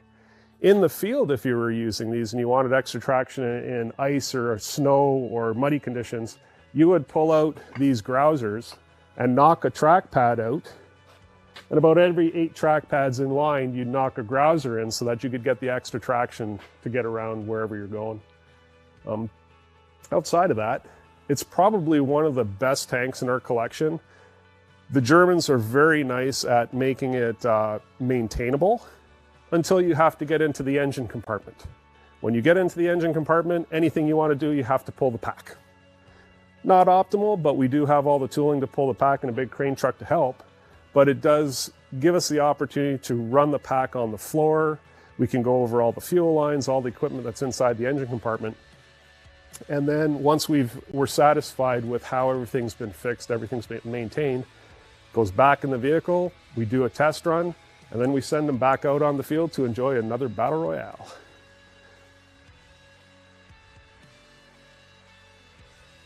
I'm Jeremy Neil Blowers, Executive Director of the Ontario Regiment Museum. I've been a volunteer here for over 12 years and the Executive Director for 8. We're in the Military Vehicle Conservation Centre here in Oshawa, Ontario, at the Ontario Regiment RCAC Museum. This museum was not actually founded as a museum. It was created in 1980 as the Ontario Regiment Ferret Club. It was a ceremonial troop of 9 Ferret Scout cars that was operated by retired NCOs and officers of our regiment. Over decades of hard work, millions of hours of volunteers, we slowly acquired new vehicles, restored new vehicles, until we are, what you see today, is one of North America's largest military vehicle museums. Aquino Tank Weekend was actually the brainchild of Museum President Al Duffy, who was looking at Tank Fest in Bovington, the War and Peace shows and other large shows in Europe, and was thinking that we should create a military vehicle and tank show for North America that would match those European events. And why not do it right here in Canada, our museum? What makes Aquino Tank Weekend unique from other tank shows and military shows around the world is very much like what you see here in the Military Vehicle Conservation Center. People can get right up close to military vehicles. They're not behind chains. And we invite our guests into our backyard for our main annual event. And guests really get up close with the crews, with the vehicles, in a more intimate setting. Another thing that we do very differently is that we try to connect where possible the military vehicles in our collection and those we've restored to the veterans who actually served in them. So in the show today, you'll see many vehicles that are crewed by those who actually served in them during their time in the military. So during today's show, you're going to see a segment of the overall activities of Aquino Tank Weekend, which is a 3-day event. We're going to have a Second World War battle reenactment involving professional actor reenactors with real small arms, real weapons, and real tanks and military vehicles. We're going to try to recreate for the public here and for those viewing online just a small taste of what the conflict was like in the Second World War, the conditions for the soldiers and those who served. You're also going to see some of our collection, a small selection of our collection that we've curated in the Meet the Tank segment. What vehicles are new to the museum this year? What guest vehicles do we have on the field? We hope you enjoy the show and you'll come and visit the museum yourself one time for Aquino next year or any of our other signature shows. So the vehicle behind me is a Ferret Scout car. It operated as the liaison officer's scout vehicle. So the squadron I was in would have had 14 tanks, 2 ferrets. One ferret would have been the Sergeant Major's ferret, and the other ferret was mine as the liaison officer. This is a Ferret Mark I, and the first thing you'll see about it is that it has no turret. So that was just luck of the draw. Some of the liaison officers for the other squadrons got turrets, and that meant you perhaps had a bit more comfort, but mine didn't have a turret, and that wasn't unusual for Mark Is. It meant the weather came in on top of you. Ferret is a super durable and, in my view, highly reliable vehicle. It's very, very tough. It's a wheeled vehicle within an entirely tracked armoured squadron. Every other vehicle had tracks. We had wheels, and it turned out that our role very much expanded as a result of that, because it was so easy for us to just jump in as you would, even a beach buggy or something like that. If something needed done quickly or collected quickly or orders taken, orders given, that's a sort of classic liaison officer's multi-role, I would say. The main mount would be a commander's machine gun. So that would be a general purpose machine gun, 7.62 millimeter, and as much chain link as we could possibly carry. That was a big theme. So there were boxes and boxes and boxes of chain link that we kept. Couldn't get enough ammunition. We didn't know what we were going to face. So that was important. So that was the main armament. On top of that, both myself and my driver had personal weapons. We had SA-80, because our regiment was equipped with SA-80. We'd just come back from Northern Ireland tour, so we were equipped and trained with SA-80. And then we had multiple fragmentation grenades and phosphorus grenades as well, which we carried in racks within the side as well. And then we had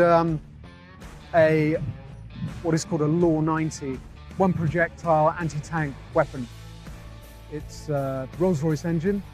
So let's talk about the sort of power behind that. It's plenty of power to shift what is quite a hefty armoured fighting vehicle. And we found on the desert flat we could certainly get over 30, 35, and that was more than enough to keep up with the track vehicles that we were with. And so that's obviously the tanks.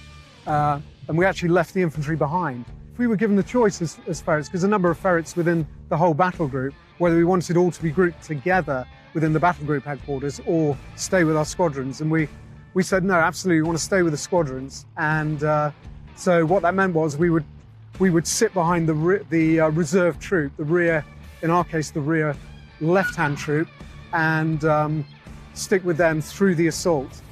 And we ended up having a role in the assault, which was good. Well, what happened was the infantry, certainly on the objectives we had, was slow to arrive. So you had a situation where Challenger tanks were trying to trying to take surrender from Iraqi trenches, which is a very difficult thing to do when you're in a tank, because the tank commanders would come up, they'd expose themselves. They didn't want to do that, so we were called up to deal with surrendering enemy in front of the tanks, and so we would dismount, go forward, take the surrender, get the prisoners back as soon as we possibly could, so the tanks could move away and off the objective. I think there would always be a role for this sort of vehicle. It's so capable and so tough and talking to people now, there's a lot of love for the Ferret operationally. For people who use ferrets always love using them, and I think you'd find very few people who had used them who wouldn't want to use them again. So I think that's a long way of saying yes, there's definitely a role for them to continue, but I think quite how they would do it in the modern age, maybe as something that operates drones or something like that, that might be a capability, but it suits sort of short-range, independent operation, if you like. That's what it's really designed for and what it's well used for.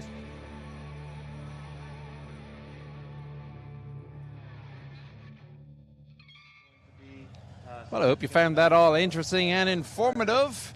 So, you want to talk right quick about Project Uplift while we're waiting for the next segment? Well, I sure do. So I gave you a little bit of a taste earlier, but Project Uplift is essentially a project that is homegrown here at the Ontario Regiment Museum in collaboration. Oh, what? And it involves teddy bears. Well, it somehow involves teddy bears. This is something that's merchandise that's available for sale on their site. And here, of course, at ORM. And all the proceeds, of course, will go to supporting their efforts with Project Uplift. Project Uplift is a program where they're designing a mechanism that will help people with mobility issues, specifically people in wheelchairs or just folks that just have trouble, climbing up, to give them the opportunity to get into an armored vehicle.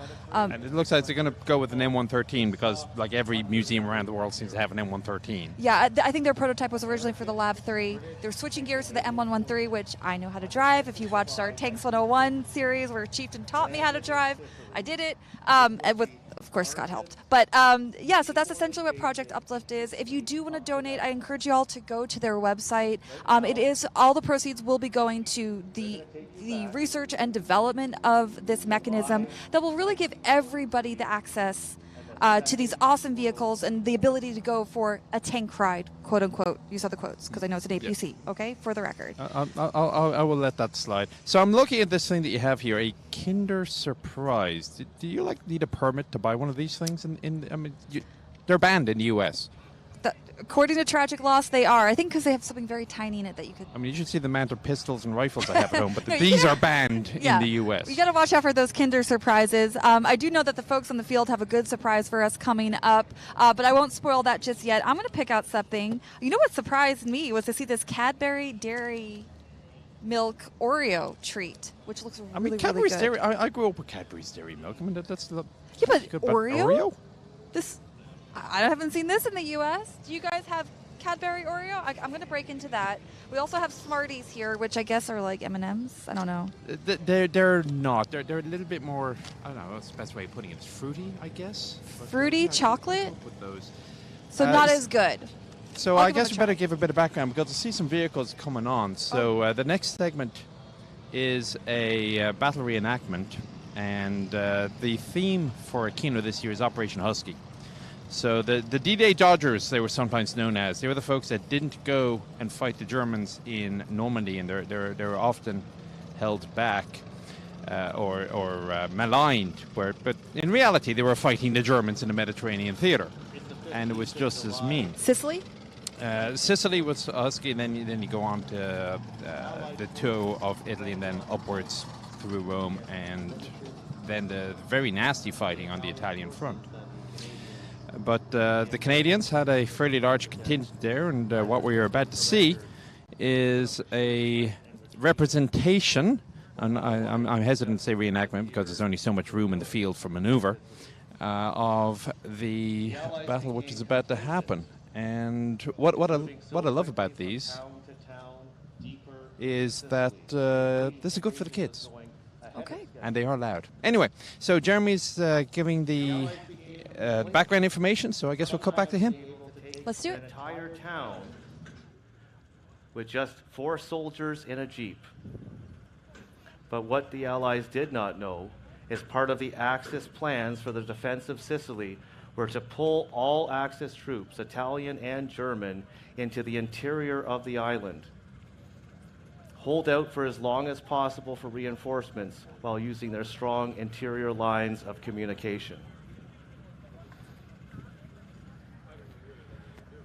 At the outskirts of a town called Grand Michel, on the 15th of July, 1943, instead of retreating, the Hermann Goering Panzer Division and other attached German units was actually moving forward and digging in.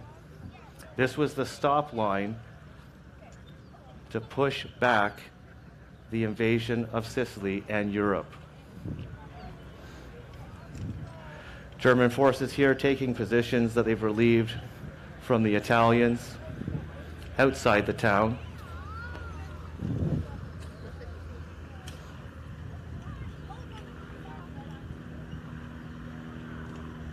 They don't expect the Allies to arrive today, but the Canadians, the Hastings and Prince Edward Regiment and the Three Rivers Tank Regiment are moving very quickly towards the town of Grand Michel, and definitely don't expect to come up against hardened German forces. Next. This is Axis occupied Europe in 1943.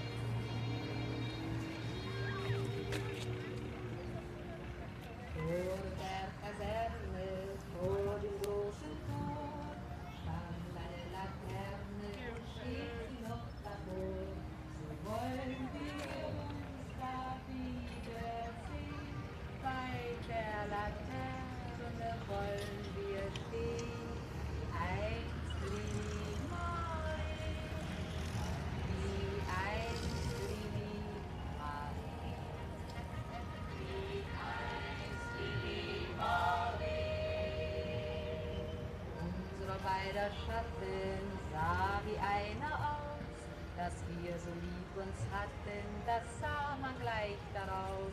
Und alle Leute sollen es sehen, wenn wir weit.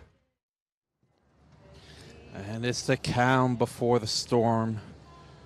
Germans completely oblivious to the fact that an Allied battle fleet has just landed. The actual landing itself was very heavily contested. It was the Germans attacked with armor, and it was driven back with direct naval gunfire from cruisers.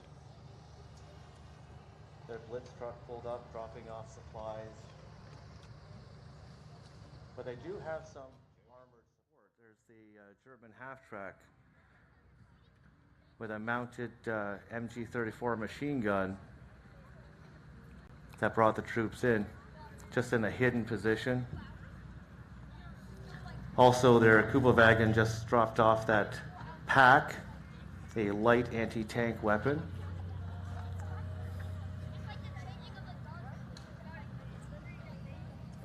You may have also noticed they put some teller mines on the incoming road into the town. So they're very much in a very decent position. Machine gun on the flank of the road.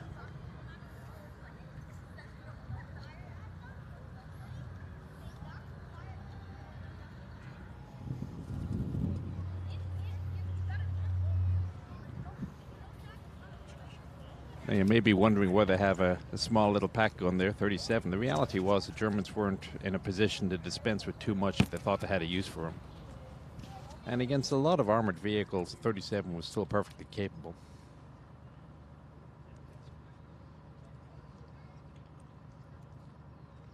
I will give you a little bit of a heads up, though. One or two of the German reenactors are quite enthusiastic. We had a preview of them yesterday. I heard. I unfortunately missed the presentation yesterday, so I'm very keen on finding this German reenactor.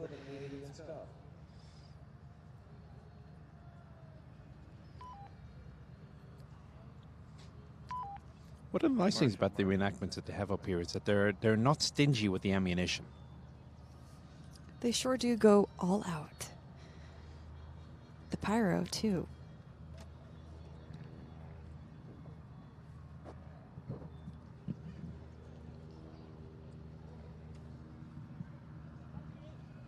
Well, this is typical combat. You spend a lot of time waiting for something to happen. And then, of course, once it happens, you don't have time to go, oh, I wish I changed my mind. You just go right into the training. You know what? Dead Meat was telling me he will be making an appearance.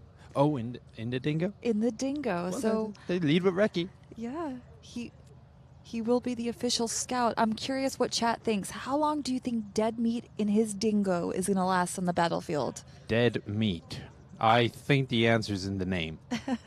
I mean, especially if you play light tanks in World of Tanks, you might know. You might have some good educated guesses. Oh, and there it is. What did they see coming around the road? What's an Allied scout car? I've started my timer. 10 seconds. Recce elements of the Canadians are reaching the town of Grand Michel, but the Germans are ready. If it's like You any... see that dingo, and there's a carrier with some members of the Hastings and Prince Edward Regiment of Canada. I know. They're well ahead of their main unit. Moving Of course, being very stealthy with a very large flag. Enemy. Yeah, that's going to give you away. Wait for a tank of the Three Rivers Regiment to give them some support before they decide to just roll into this town. Anytime I play a light tank, it's usually a very... There we go. Well, he lasted 1 minute exactly. And the Germans spring the trap. Oh no, he's still alive. Okay, he just lost a wheel. He repaired it. Dingo, you're taken out. Oh. The referee, I guess. Yep, Dingo is out. We heard it here.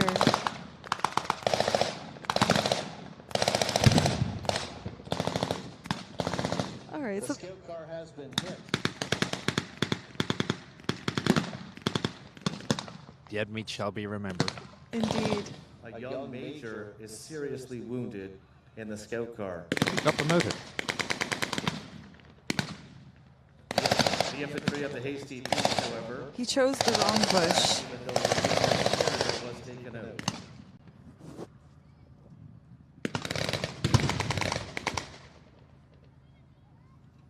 Send out Billy.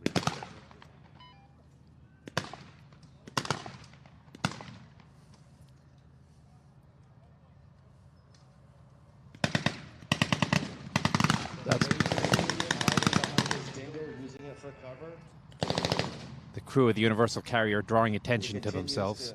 Try to use his radio to call in support. A tank of the Three Rivers Regiment rushes forward. Here in the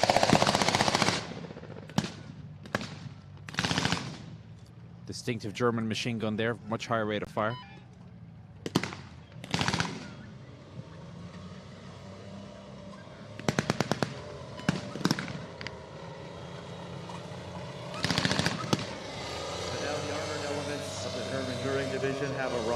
Panzer III pops up on an overwatch position, sees the Allied tank of the Three Rivers Regiment. You can see the gun of the Panzer is tracking the Sherman with all the smoke. One hit. The Sherman crew has no idea where that hit came through. Panzer fire again.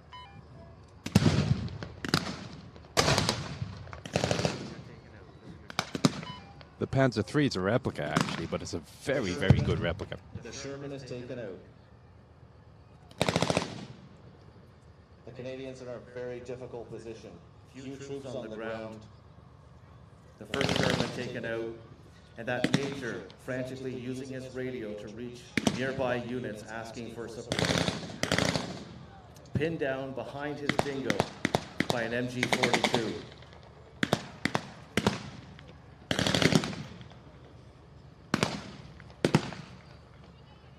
Then you can see infantry elements of a Hasty P regiment. They're arriving on the field.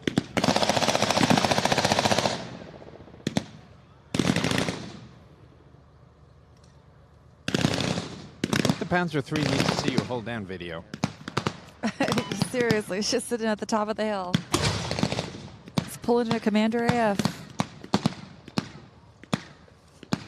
The Germans still getting support by that Panzer, but no armored support for the Canadians. The infantry are trying to move up, but absolutely pinned down by machine gun fire.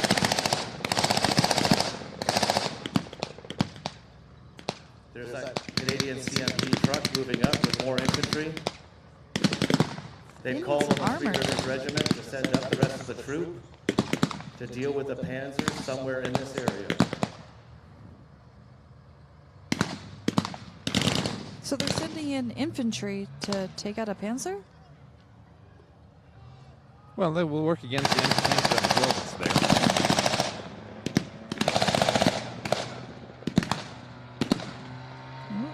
I hear something. Sounds like help is on the way. Let's see what happens.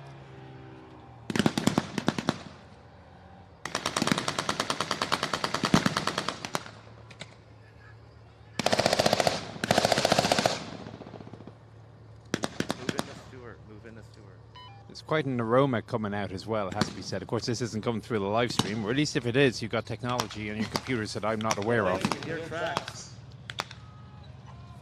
Have the Canadian tanks arrived? It's one of the older vehicles in play.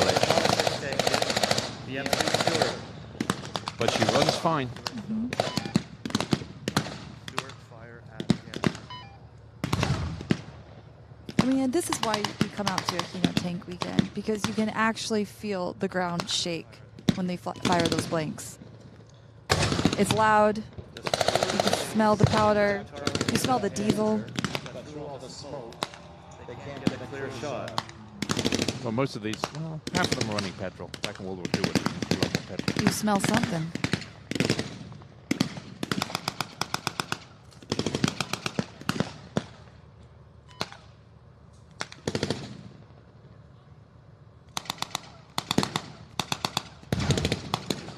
Ooh, that's a nice smoke ring there. That was fun. So they stretched the legs of that M3. They took it down to downtown Oshawa for a Remembrance Day parade a couple of years ago. And it's a good few kilometers each way. And she's still chugging along it. Nearly 80 years old.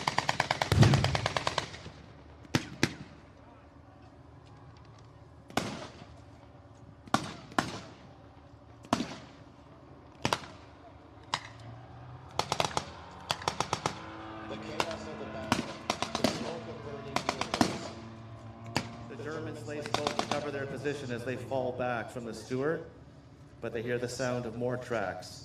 And here comes the rest of the Three River Regiment troop. Another M4 Sherman enters the field. Should we allow the Canadians some support to push the Germans back? Yeah, we know the nitpickers will say the Canadians had 75s at the time, but work with it. It's what we got.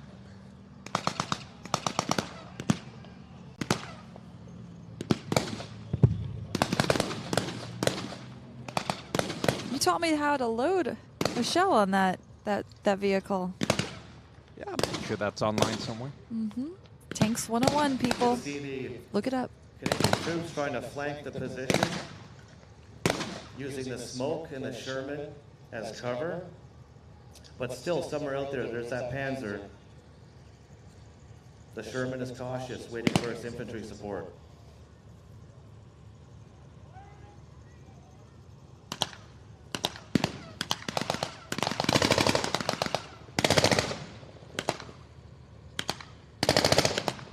Here come the ACPs charging the position. Now they have the support. Germans have fallen back. but still in a very strong position, especially when they have that Panzer.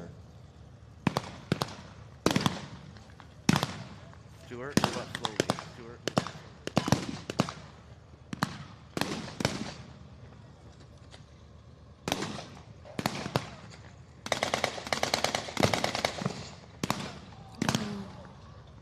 Fire. That was warm. Hot,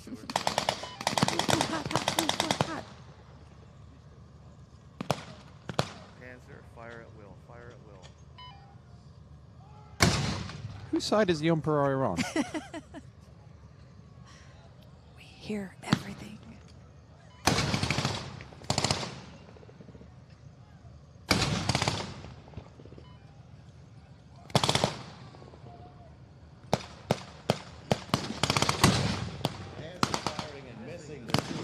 Does not see the M4.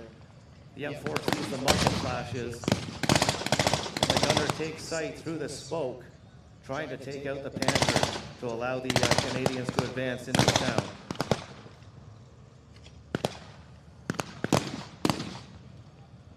Bart, fire at the Panther.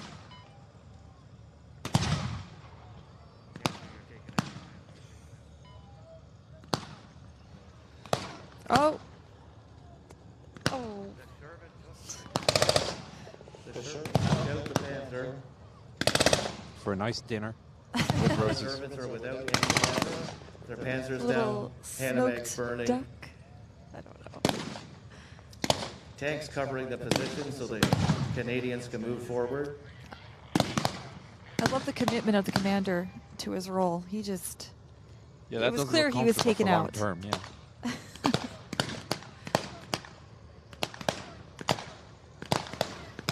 For those who are curious about the Shermans, the M4A2 76 HVSS was in Canadian Army official service until the early 70s. It's part of the reason that they have a couple of them here that work.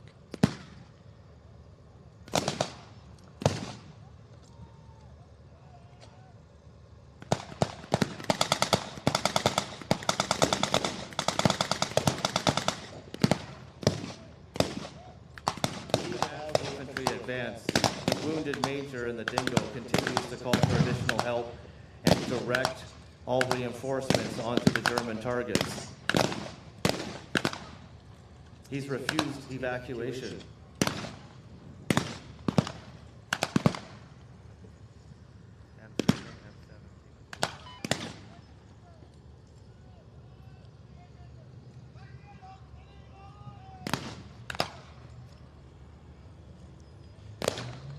Germans start to retreat. The officer was actually able to use a British unit operating M7s for artillery support.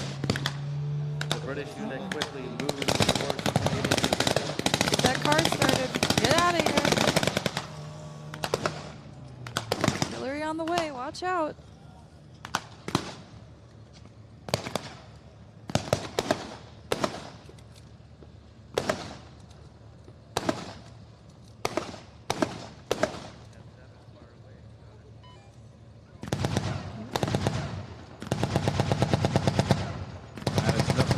Deuce. When Ma Deuce speaks, everybody listens.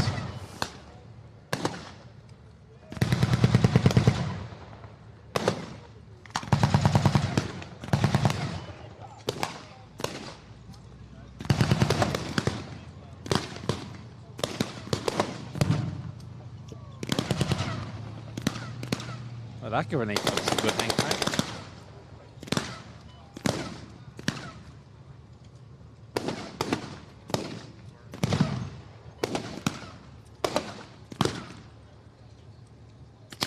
Canadians have a ton of firepower. I don't know if any of these Germans are going to make it out.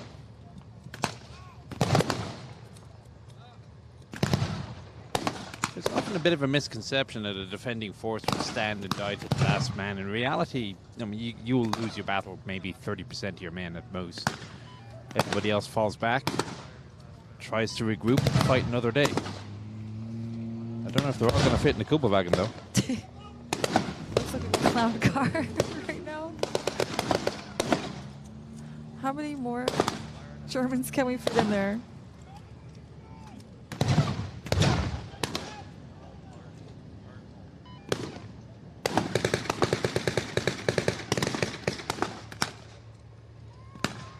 German is advancing. You can see some of the Germans are in the field, some just hanging on, dug in. Some of them, in the chaos of the battle, didn't get the order and hear the whistle to retreat. But they're running low on ammunition, completely overpowered by this Allied firepower. The Canadians caught off guard in this ambush, quickly regaining the initiative. Move forward.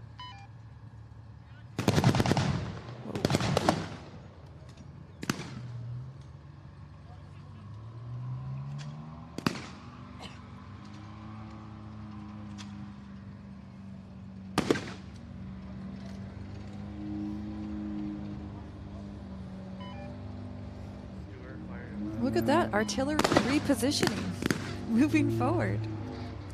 Wow, wow, we will. Coming into the direct fire role.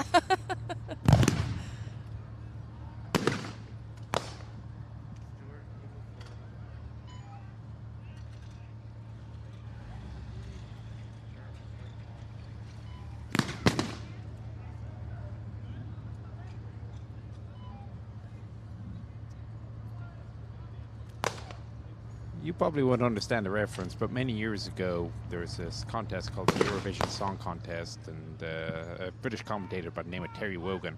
Everybody would tune in not to watch a contest, but just to hear the smart comments coming from the commentary box. I like to think of him as my inspiration. Okay, I'm going to have to Google this one, but I'll take that. You do have some pretty good commentary. Very entertaining. Oh, it's a direct hit on one of those Germans.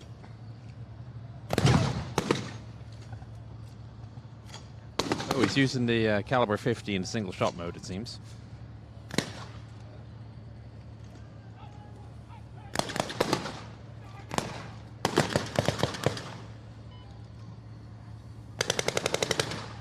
Optimus there wearing shorts. Actually, in all fairness, this is beautiful weather. It's about 20, 21 degrees. Celsius? Yes. 70 degrees Fahrenheit. And it looks like we've got some prisoners being taken.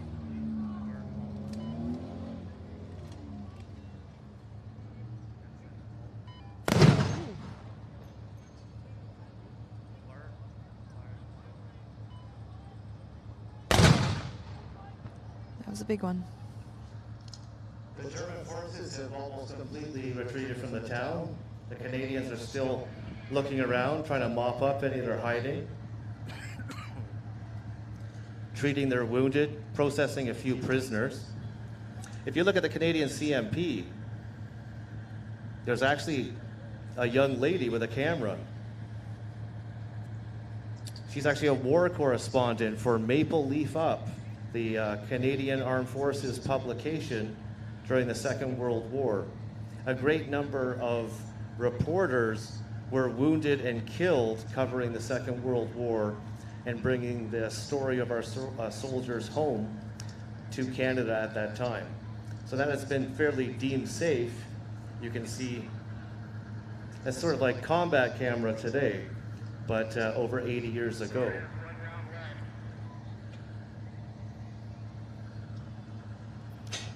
CMP move up to take the prisoners. CMP move up around the F7 to secure the prisoners. So where is our overzealous German reenactor? Is he... He wasn't quite as dramatic. I think somebody probably had a word with him to tone it down. Yesterday I heard he was throwing rocks. Oh yeah, that big massive rock over there. He was. You obviously, the viewers can't see where I'm pointing, but he had a good try at it. Interestingly, the Americans, just prior to their entry in World War II, did an official assessment on the use of rocks as anti-tank weapons, and the answer was that the tank breaks the rock. Okay, you heard they it also here they also first. tried throwing rifles and machine guns into the tracks, and the official report states that the typical combat car T5E1 is a very efficient mangler of rifles, as you'd see in the picture. So rocks and rifles in the tracks probably won't do anything. Got it. Not so much. Now, that said, the Japanese did actually start to put large logs in between the holes of the road wheels of Stuart, so the Americans started welding up the holes.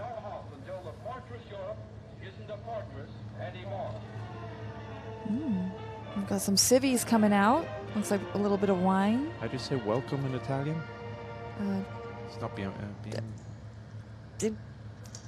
Buongiorno. Buongiorno. Not a arrivederci. That's what I was. Italian wine.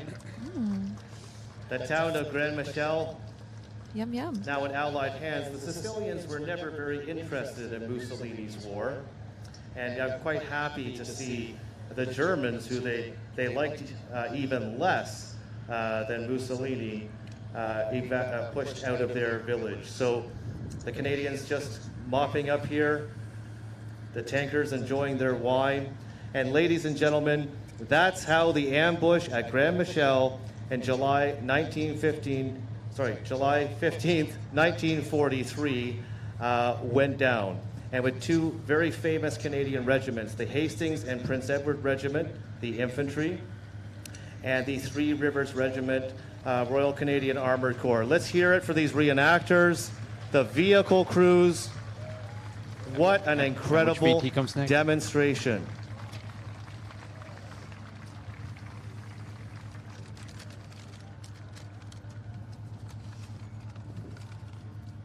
Alrighty. So another terrific reenactment. So, ladies and gentlemen, that is not the end of this afternoon show. We have some. Okay, All right, definitely back to us. We were like keenly listening to what Jeremy had to say.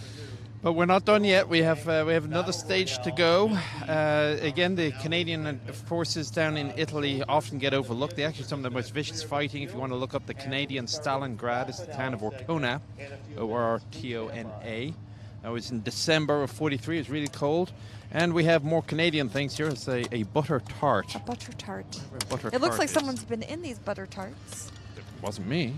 There's 3 missing out of 6. But let's see. I've never had a butter tart. It looks tasty. Actually, this is okay. It's like pecan pie? Kind of like pecan pie without the pecan. I don't know what it is. It's sweet. It's tasty. I hear it's Canadian. The theme tune to a famous movie going on in the background now to keep What the is audience entertained. Did you know Chieftain can sing? We're going to do Oh, karaoke I can sing. I didn't say I could sing well. So yeah, speaking of Italy, CFB Borden in the past couple of years, not this year. This year, what did they bring with them? Oh, last year, 2 years ago, they bought the M13.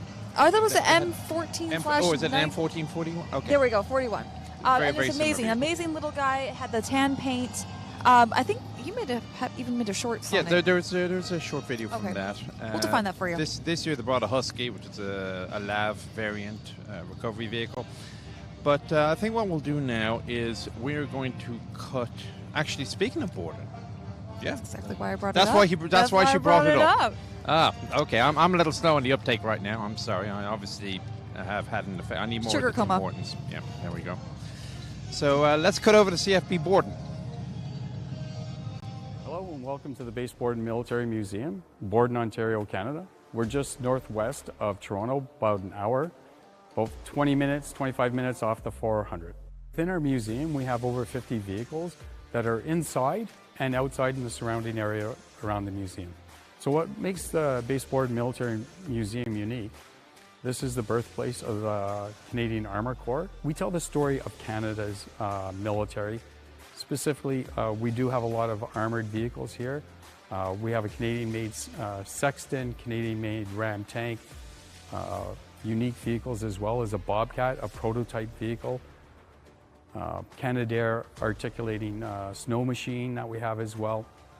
If you want to learn more about our museum, you can visit us on our Facebook page at Base Borden Military Museum. As an added note, there is no admission to the museum. It's totally a donation base.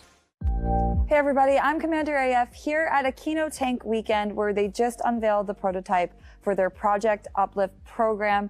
And joining me today is museum volunteer and project leader of Project Uplift, Mitch McFarlane. He's going to tell us all about it, how it started, and where it's going. So hey Mitch, how you doing? Good, thanks. How are you? I'm great. You know, just wild Aquino weekend, having a good time. And I'm super excited to hear more about your project, and I know that everyone at home is as well.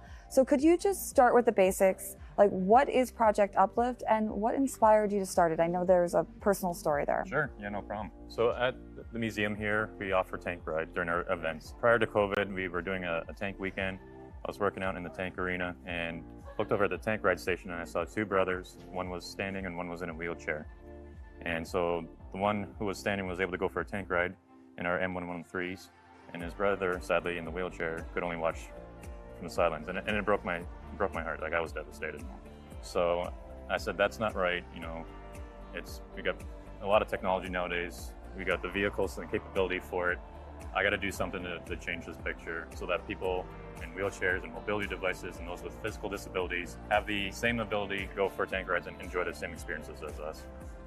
So the wargaming community, the World of Tanks community, the streamers, you know, BTED72, Talk to Me Goose, Old Men the Wise, Dad Meat, all these content creators. Had we not had that fundraiser back in January of this year, this project would never have got off the ground. So I have to thank, and I will continuously thank you guys for what you guys did to help us out, because without you, we really would not have got to where we are today. It's a very worthy cause. And now we mentioned that you have it set up here in the Lab 3. Correct. Should we take a look at how it works? Absolutely. Yeah, let's go. All right. So Mitch, I know that this is the prototype that you have unveiled here at Aquino. How are you actually getting the wheelchairs into the Lab 3? Yeah, so this device, it operates on hydraulics, so we can lower it straight to the ground. The height of the device here, which is just over 1.5 inches, runs flush with the base here of the ramp door. But we're going to put an aluminum ramp over top that grabs onto the lip, and it's just a smooth transition right onto the device. And then we secure them in place, lift them up based on the height requirement, and then off they go. So if you had to put a percentage on it, how far along in this project do you have to go? Or how far along are you? We are, I would say, probably 60%. Okay. Yeah, this was the one stage I was aiming for. So we stuck to our target goal. Do you need to raise more funds to complete this project? Should we be expecting more donation drive? Absolutely. The fundings are another big hot topic with the project, because it's not cheap.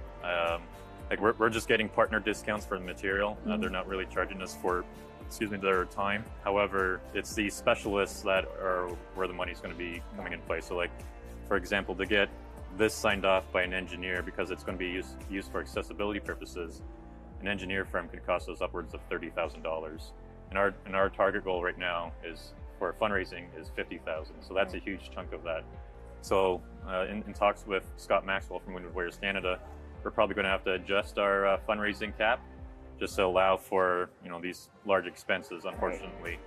So if folks did want to donate to Project Uplift, where can they go? So if you want to donate to Project Uplift, you can go onto tankmuseum.ca. We have links to Project Uplift.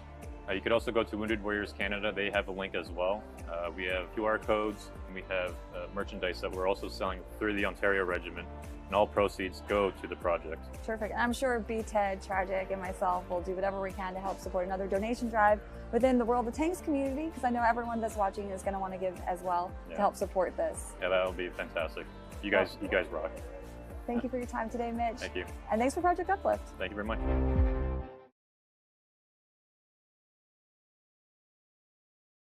People seem to have a bit of a love-hate relationship with the M551 Armored Reconnaissance Airborne Assault Vehicle. However, to talk about this one, I'm going to hand you over to somebody who I suspect is a little bit more on the love side of the love-hate relationship. In-game name of Colonel Merle. His real name's John, but he's on Blitz if you're ever looking for him. That's how you find him. So, take it away, John. This vehicle was acquired in 1996. I believe it was through the Army Donations Program. There was 2 Sheridans and 2 M60s that we acquired. The history on this vehicle is it was served, I believe, in the Black Horse Regiment in Germany, in the Fulda Gap region. It never went to Vietnam or anywhere else. It was primarily used in Germany. I'm a volunteer here. I've been here about 5 years. Not only am I involved with this, but also 113s. I'm on the volunteer committee. I'm also on the armors group that prepares a lot of the ammunition for the shows, and just a little bit of everything that you can think of around here. Sweeping floors, helping out, just like any other volunteer. I'm an ex-U.S. Army. I trained on these down at Fort Hood back in the early 80s.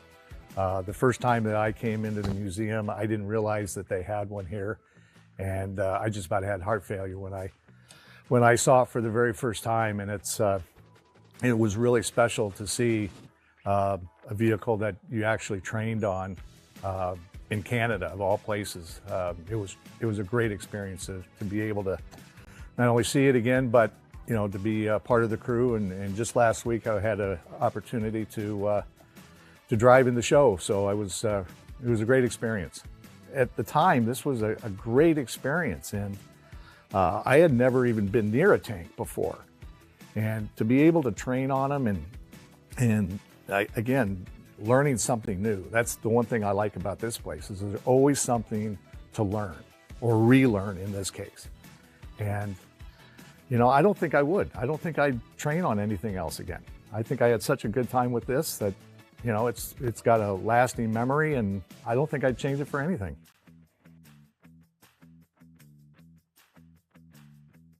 Hola Tankers, I'm Commander AF, and I'm here at Fort Benning, Georgia, USA, home to the United States Army's infantry and their armor and cavalry collection. In honor of the 75th anniversary of the U.S. Army's armor branch, they've opened the museum to the public, and I've got your all-access pass.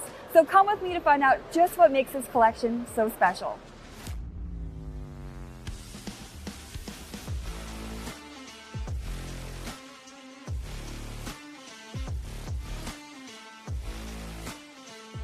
Alrighty, I am standing in front of the T-28. This is the only T-28 in existence, which is saying a lot because only 2 were built. This one weighs 95 tons, and it was actually lost for about 20 years. And the only place you're going to find it is here at Fort Benning at the U.S. Army Armor and Cavalry Collection. Just take in this piece. Look at this.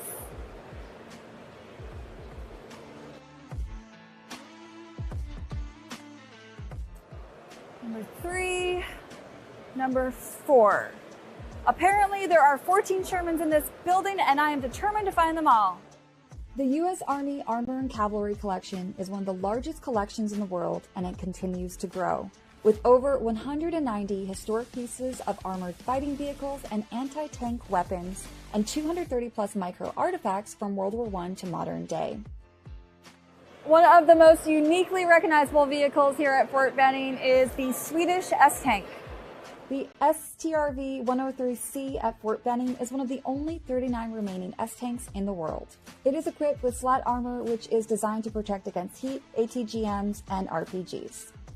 The U.S. Army Armor and Cavalry Collection is one of the finest examples of living history on display in the USA, and any military history aficionado will tell you there is nothing like being in the presence of these armored behemoths. Coming out to a museum like this is your chance to hear the stories and the service record of these vehicles, as well as hearing from those folks that actually helped to preserve and restore these vehicles to what we see today. So if you ever have the chance to come by Fort Benning or maybe a museum close to you, I encourage you to take it because you won't be disappointed.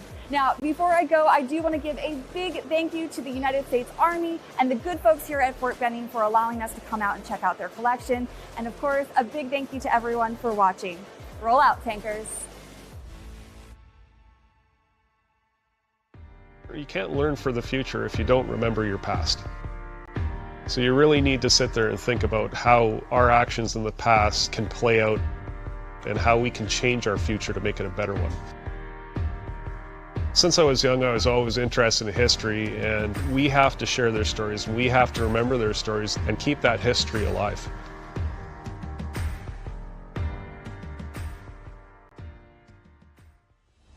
Okay, my name's Richard Bennett. I am the Vehicle Section Director at the Ontario Regiment Museum. Since I was young, I was always interested in history. Well, I had a couple of good teachers when I went through the school system, and they really impressed me. These guys were older veterans. Some were teachers. Some had taken part in battles. I did have various family members that were in the war, in World War II. On my mother's side for Germany, on my father's side, my grandmother was at a munitions factory. My wife's grandfather actually serves as a machine gunner in the Canadian Forces. So all these points of influence kind of add up. You know, like the history is one thing, the operational portion of the vehicles is another. You're growing up, we didn't have cell phones, we didn't have computer games, we had cars. So we worked on the cars, and it was only natural to come into an organization where they were looking for mechanics. About 28 years ago, I used to work with an operator in the field who just so happened to be serving as a reserve member in the Canadian Forces, and he was the maintenance manager for the Ontario Regiment. He knew about the museum across the road and knew that they were looking for mechanics and people to assist in maintaining the vehicles, so came out for a visit and just never left. Part of this museum's doctrine is to try and educate people on the history of the Canadian Forces. In terms of how we experience history at the museum, we have a lot of operational vehicles here. Everything from World War II vehicles to very modern vehicles, a lot of tanks, a lot of carriers, wheeled vehicles, jeeps, trucks, basically the whole entourage. And nothing really sounds like a tank going down our arena. The ground vibrates, you get the engine sounds coming past you, you get the smell of diesel and exhaust and the fumes that come off a normal military vehicle operating. It's quite the experience, and it's something that I really enjoy sharing with people when they do come here. And it carries a lot when people can see an operational military museum versus a static military museum. I have a twin brother. He came in about a year or so after me. We live in different cities, so it's a little bit more difficult for him to get up here on a continuing basis. He's like my right-hand man when I need him to be, especially on big vehicle shows. If I have a problem, he's more of a point-and-shoot guy. He says, here, I need you to take care of this, and I got to take care of something else. We've got a lot of favorite stories up here. You have to remember that we're a team, we're like a family. We've done several military events. One of the favorites that we had happened about 3 years ago. It was called the Convoy to Remembrance. It was, at that time, the largest contingent of military vehicles on parade in Canada for quite some time. And we had everything from trucks to jeeps, tanks, wheeled vehicles, all our stuff essentially went out the building. If it could run, it was going. When we do these parades, you get a really strong sense of pride. You're out there representing what these veterans fought for and representing the veterans that can't be there. You know, it's always part of our history to remember what's happened and how we can do our part so that people don't forget. A parade is one thing. It is a very visual effect of demonstration of how you can show people what the forces went through. And when we get the veterans riding in the vehicles with us, you can see how proud they are to have served and how proud they are to continue to be able to get into the vehicle and be on parade. They may not be able to march anymore, but we can put them into a vehicle and put them right through the parade without any problems. We have a number of vehicles that can support that, and it gives them that opportunity to have that sense of pride and feeling again.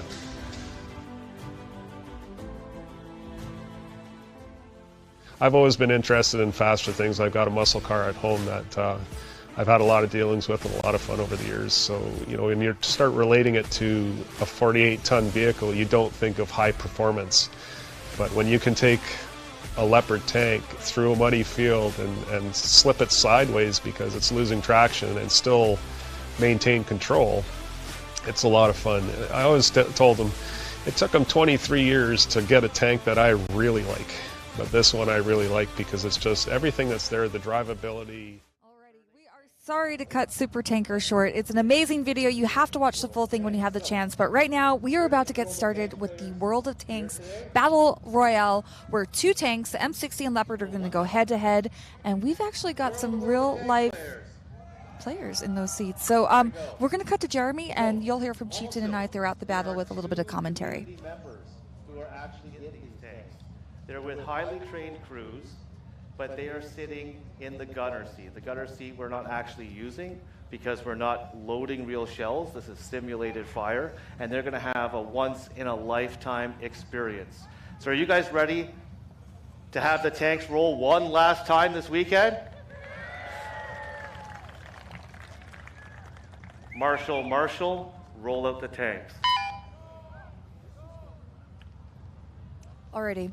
So as I started to say, in each of these vehicles, there is just a civilian, someone who is visiting Aquino. They could be a World of Tanks player or a community member. They could just be attending. Every year, for the past couple of years that we've been attending Aquino, we have the great fortune to actually choose someone to be part of the crew during this World of Tanks Battle Royale. And now Chieftain came up with a really fun idea for this year. He was giving out 2 golden tickets each day, Saturday and Sunday, to see who would end up in those hot seats. So Chieftain, how did we give away the golden ticket today?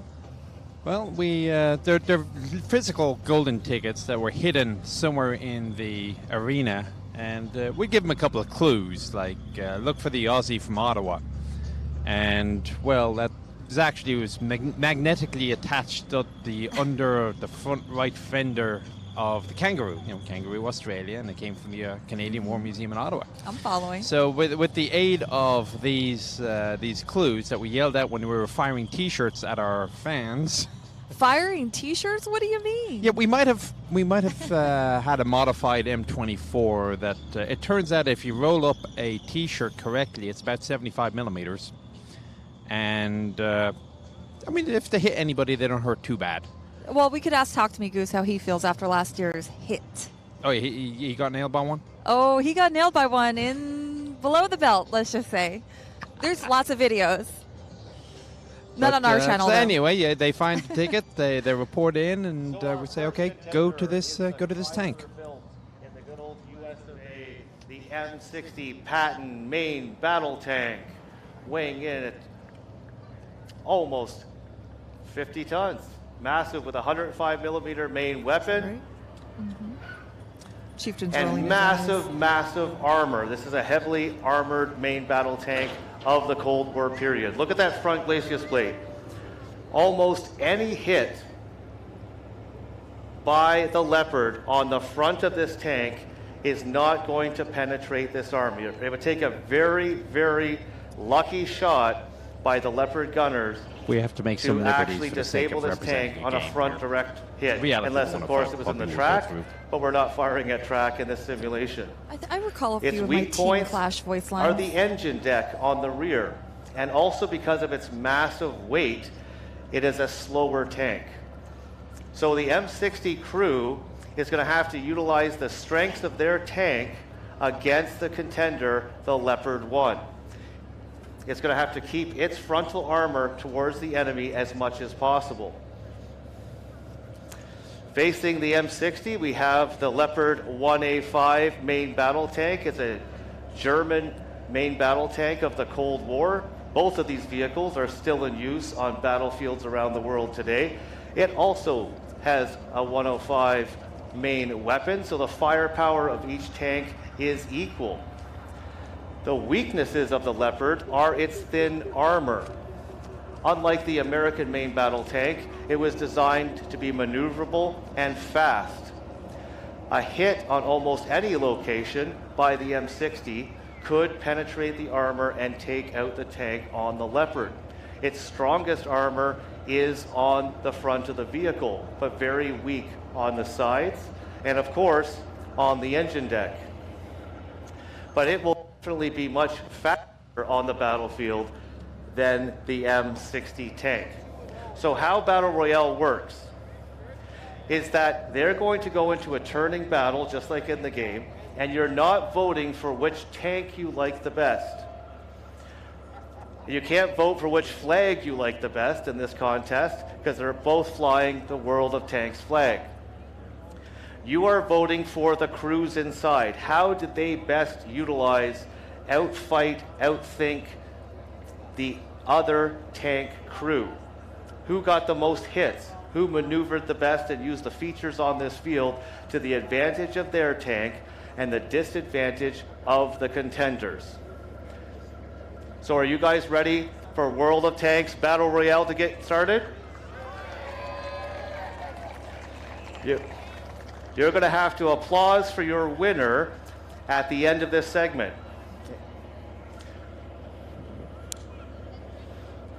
Leopard team, are you ready? M60 team, are you ready? Now I'm going to get to a very safe distance away from this because they're going to be moving very fast, turrets spinning, and using simulated fire, oxypropane, to fire at each other. It's up to you guys to determine which crew won the battle after a series of about 20 shots. Tankers, take firing positions.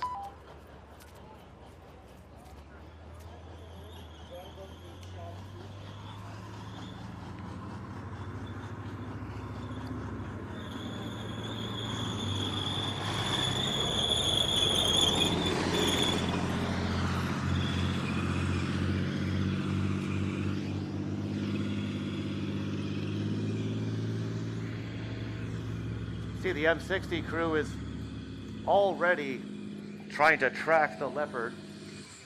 M60's got itself into a good position with its lower hull behind that feature. Leopard slowly moving to a hull down position. Can the M60 gets off the first shot before the Leopard is in position. Now, while the Leopard is tracking the M60 gets off one shot, M60 is charging the Leopard position.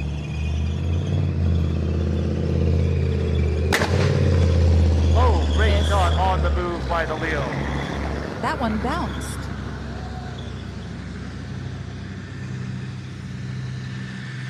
Of course, the Well, electrics the aren't M60 connected is to now the engine, lost so its you gun get the depression. hit. It's not going to stop physically.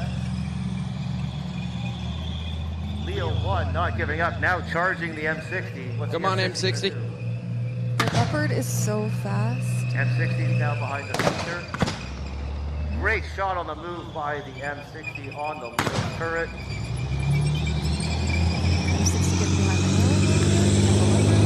Spotters, it's painted as a Marine Corps M68 wanted to go forward. It's actually an Army M68 3 TTS, and it is absolutely complete inside. You get refrigerant, you can get your thermal imager running. But couldn't get the gun depression as it went over the rear deck. Leopard to the firing position, but the M60 just in time. Ooh. Nice shot on the upper engine deck of the M60 by the Leo. penetration Notice there. how the M60 is pivoting its frontal arm forward.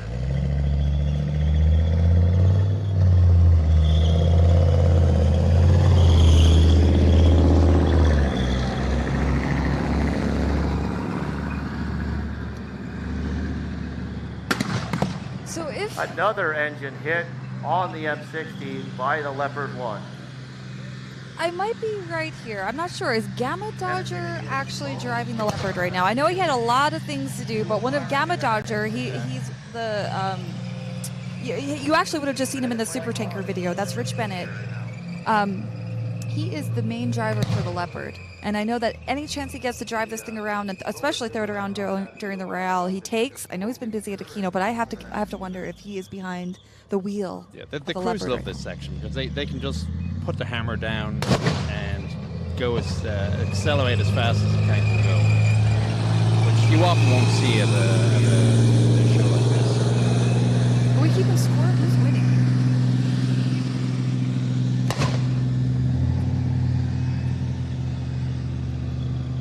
Well, Gamma Dodger is quite the driver. Chieftain and I we got to do this ourselves a few years ago. We made a video, which you'll see a little later. And it was terrifying. Chieftain and I were crewed up in the M60. We alternated taking the commander's hatch. And then we had Gamma Dodger, and I think his twin brother. I think they were just chasing us down the back street. I was genuinely like, scared for my life, even though I knew I was coming out of this alive, but ooh, what a rush. And it shows, people are looking at this, watching it online, probably going, well, what's the point of this? It's really easy. It's 150, 200 yards, and it's relatively open ground. It's actually a little bit trickier than you might think. Yeah, because you have to traverse the turret on the move and make a hit. And you only see out your periscope. You can't see very much. Exactly. It is really quite thrilling. So if anyone ever has a chance to come to Aquino or be in a tank like this, it's so awesome. It is so awesome. They were doing tank rides, in fairness. So there was a battle bus, the 548, with the bus seating on it. But it is possible to buy a ride in the Leopard or the M60 or the Chieftain and just go for a spin. I would definitely recommend it.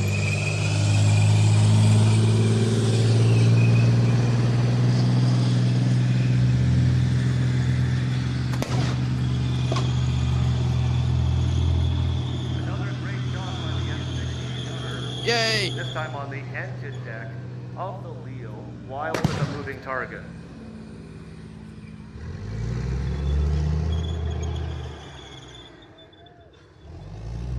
And All right. Well, Are you that keeping leopard score? can really move. It's just, its mobility is crazy. So nimble.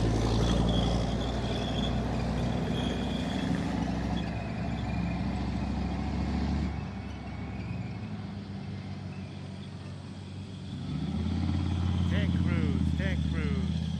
2 more rounds. Well, that's fair.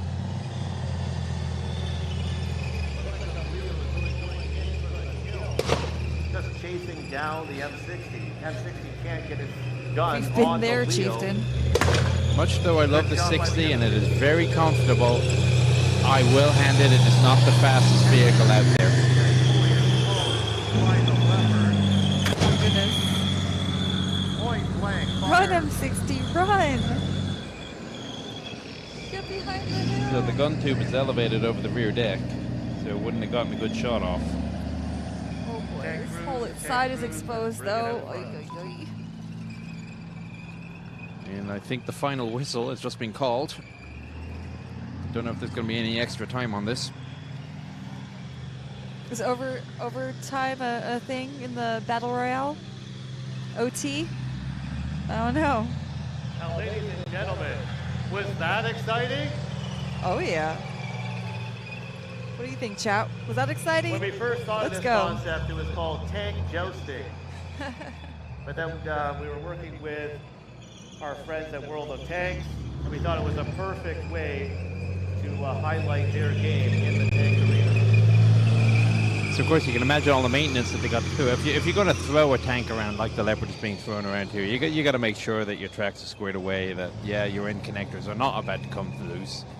Yes, you're not about to throw a track because you're too lazy to tension it.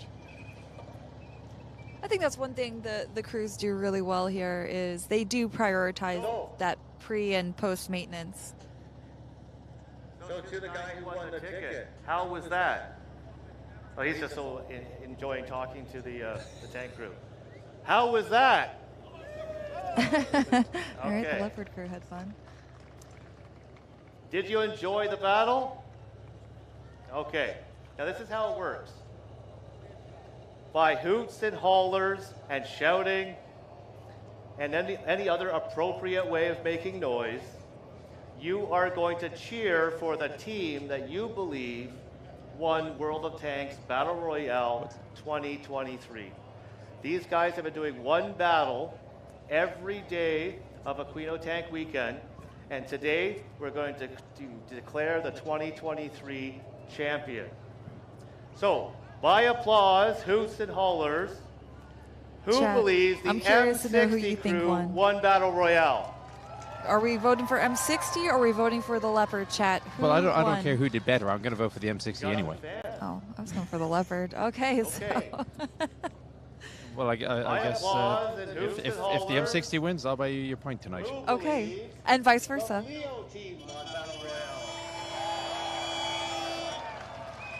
What is chat saying? I wonder. Well, with all this hearing protection on, Scott, I could not hear that. Yep, didn't count. I'll have to make you do it again. M60 team, You're not even clapping. This is your team, Chieftain. Leo team. I'm being neutral. I have a bias, but I'm being officially neutral. Sorry, M60 team. Aquino Tank Weekend. Recount.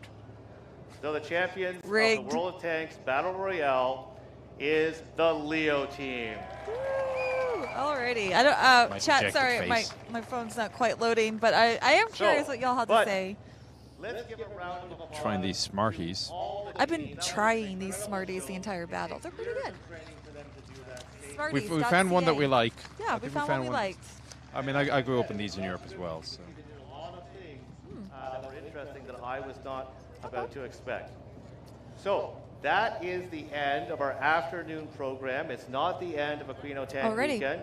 The gates Well, are as you still can hear, open till Jeremy 5 is wrapping up with everyone that is in attendance here at Aquino Tank Weekend, which means we're almost to the end of the stream, but obviously We're not done yet. we're not done yet. We still have those Twitch drops up for grabs. So if you're working on claiming a couple more Twitch drops, don't worry. We've got a little bit more time, and we've got some special videos lined up for you. The first one we're going to kick it to is our attempt at doing the battle royale. So, oh, that's easy, says Commander AF. You know what? I'm going to say Fix It and Post did a really good job at making it look like it was easy, but it was a heck of a ride. I mean, I really was. I was like, Let's just let them watch it. So check out those videos, and then you're going to come back to us for our final thoughts and goodbyes. What's the term? Roll VT? Roll the VT, please.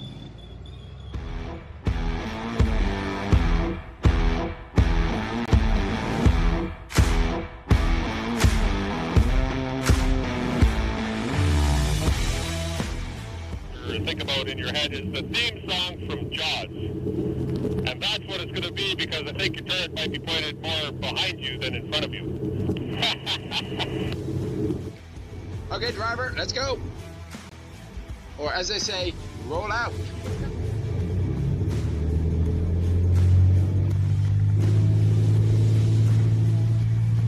All right, come, driver's right. Try to scan, pick up a scan. The idea is you want to try to get the other tank into your sights. Keep them in your sights if you can. Okay, I'm a little ahead. I'm going to slow down. Okay, leopard coming to your right. Traverse right. 300. There you go. Identified. Fire. On the way. I think you missed him. Re-engage. He's moving fast. Well, track him. Okay. Track him. Identified. Fire. On the way. Miss.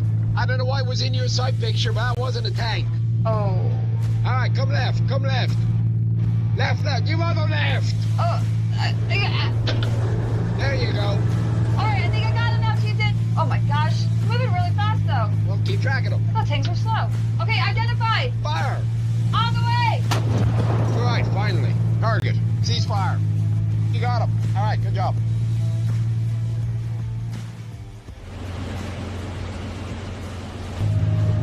Risky business putting Commander AF in the TC. All right, Chieftain. Looks like I'm ready to do this. I'm in the TCC right now. All right. Traverse right. A little bit more. A little bit more. Identify tank. Fire. On the way. Ooh, good hit, Chieftain. Good hit. Did you expect anything other? No, certainly not. I got my ace gunner in the seat. All right. Driver, advance. Get behind the hill. All right, traverse right. No, traverse left. Left. Pick one. No, go right. Go right. 300. I don't see it. Cannot identify. Oh. All right, traverse 300. You can't traverse a distance. Go traverse right. Not 3 o'clock. Put me on with the override. Big handle to your right. Put me on. Okay, I see it. Identified. Fire. On the way. Boom, baby. You having fun? I'm having so much fun. I can't wait to do this again. Chieftain, it looks like the tower has some good news for us. Get your butt up here. All right. Make a hole.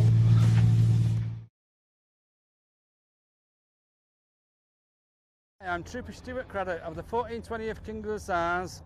It's a Scorpion, 76mm gun. It fought in the First Gulf War, and it's my vehicle, and I'm very proud of it.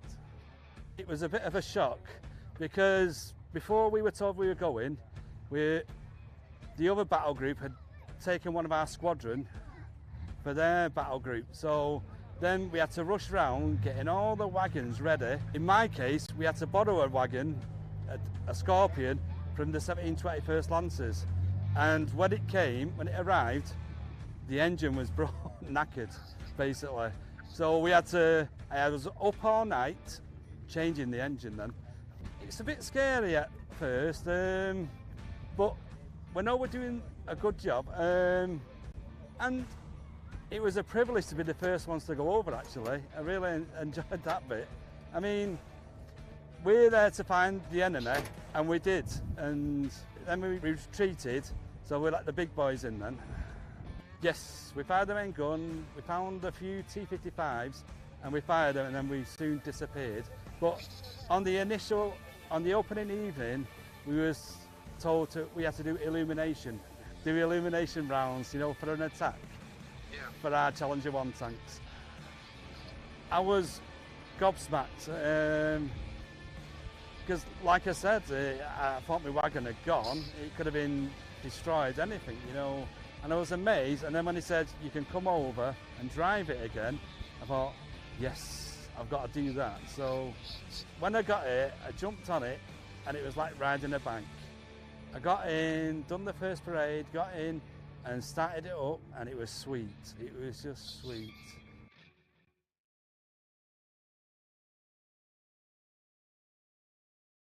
It is, I believe, public knowledge that I have an affinity for Chieftains. Not only is it the first type of tank I ever drove over a quarter century and some hair color ago, it's a heck of a lot of fun to drive as well, by the way, but it just has presence. I mean, if you were a 12-year-old and you wanted to draw a picture of a tank, you would probably draw something that looks a lot like this. However, you are not here to listen to me rabbit on about Chieftains. No, instead I'm going to hand you over to Boring Slow Sword, real name Dan, who is going to tell you a bit more about the museum's collection. So this is our Berlin Chieftain. This is actually a tank that served in Berlin. And as you can see, it's got extremely unique camouflage. Most tanks in the desert, they're painted yellow, sand. If they're in Northern Europe, or North America, they tend to be painted green and black and basically the dominant color. After the war, Germany had been divided into 4 sectors, Russian, British, French, and American sectors. And Berlin was also divided into 4 sectors. Berlin being in the middle of East Germany, it was not likely that they would pose a major threat to advancing on Moscow. They were there basically to try to hold out, if possible, and also to maintain a presence. So they decided a green tank isn't going to be absolutely required. So for the tanks and the other vehicles that the Brits were using in Berlin, they used a unique camouflage pattern, which has basically concrete, stonework gray, and brown that mixes together and provided a fairly good camouflage for an urban environment. We also managed to contact some of the original crew members of the various chieftains that had served in Berlin. And they gave us photographs, and we actually received a small videotape of these vehicles when they were leaving Berlin. And they showed us photographs of this particular vehicle when it was in Berlin. And we actually had the crew of this vehicle down to some of our events and other chieftain operators to help us work with some of the very interesting electronics within the vehicle, as well as some of the more interesting facets about the engine.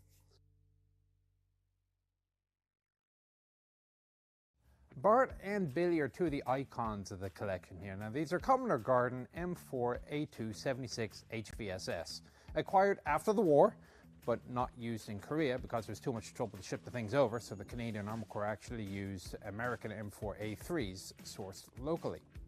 They hung around in regular Canadian service until the early 1950s and reserve service until the early 1970s. Now, I have waxed poetic about the M4 many times in the past, so I'm not going to do that here. Instead, I'm going to hand you over to Tank Museum Guy. His real name is Jeremy, but if you happen to be playing console, that's where you'll find him. And he will give you a little bit more history as to the background of why these 2 vehicles are so important to the museum. Our 2 M4 Shermans are very important to this organization. Why? First off, well before we were an internationally known tank museum, Bart was one of the only tanks that we had in the collection of the Ontario Regiment Ferret Club, a small troop of armored cars. We acquired a Sherman Gate Guard that was missing its gun. We asked the Canadian Armed Forces if they could help us out with getting a main weapon for our tank. Went up to a military base, and it just so happened that the main weapon was connected to an entire tank, which was gifted to the museum. So Bart was actually a gift from the Canadian Armed Forces decades ago and one of the first tanks of the museum. So very important to its members, years and years of hard work to get it running. We now have 4 Shermans of this variant, 2 of them running, Bart and Billy. But also more importantly, the Sherman plays a huge role in our history with the Ontario Regiment. You'll notice that it's on our logo, the iconic Sherman. If we look at the way that Bart is presented here in the museum, obviously grass and mud still on the track because it's one of our main runners, operational vehicle. One of the questions that we get from international visitors is, what is with the flag that's on Bart? It's not the Maple Leaf Canadian flag. It looks very close to the flag of the province of Ontario, but that's not it either. That is actually Canada's national flag up until 1965, the red ensign. It was in 1965 that we decided to go with the maple leaf flag that's now known all over the world. So on our vintage equipment in the tank arena, if you see them flying the red ensign, that's just showing that that would be the historically correct flag for the period of that vehicle. Another question that we often get from visitors at the museum is about the naming of our tanks and military vehicles. So Bart and Billy, why Bart and Billy? Those are actually named after members of the Ontario Regiment Museum, and before that, the Ontario Regiment Ferret Club. We tend to name tanks after members who made significant contributions through their volunteer hours, their expertise, and their service to this museum. Why are they both named starting with B? Is as the Shermans, these make part of a squadron. This would be B Squadron, and all the tanks or vehicles in that particular squadron would be identified with a name with the same starting letter.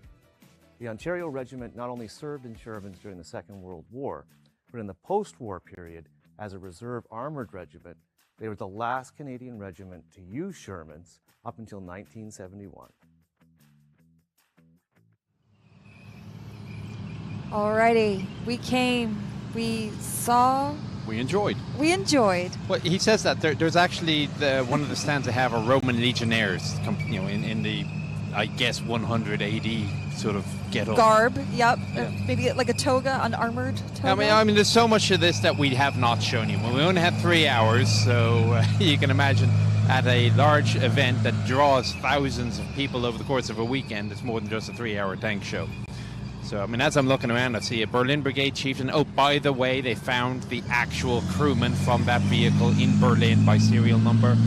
Another M60, you see the OMVA Iltis. area that we The really Ontario didn't get to Military explore very Vehicle much. Association have a section over there. I see a couple of Huskies. I see an American Civil War reenactor. I see World War I. It's radio-controlled tank battles.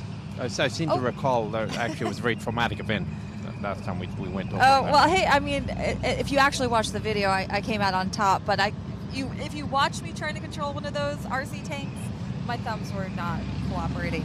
But some of those videos that we saw in the background. So obviously we cut away. We wanted to enjoy our various different Canadian meals, and you watch this video. So there's one in particular I'd like to call out as what is now Fort Moore.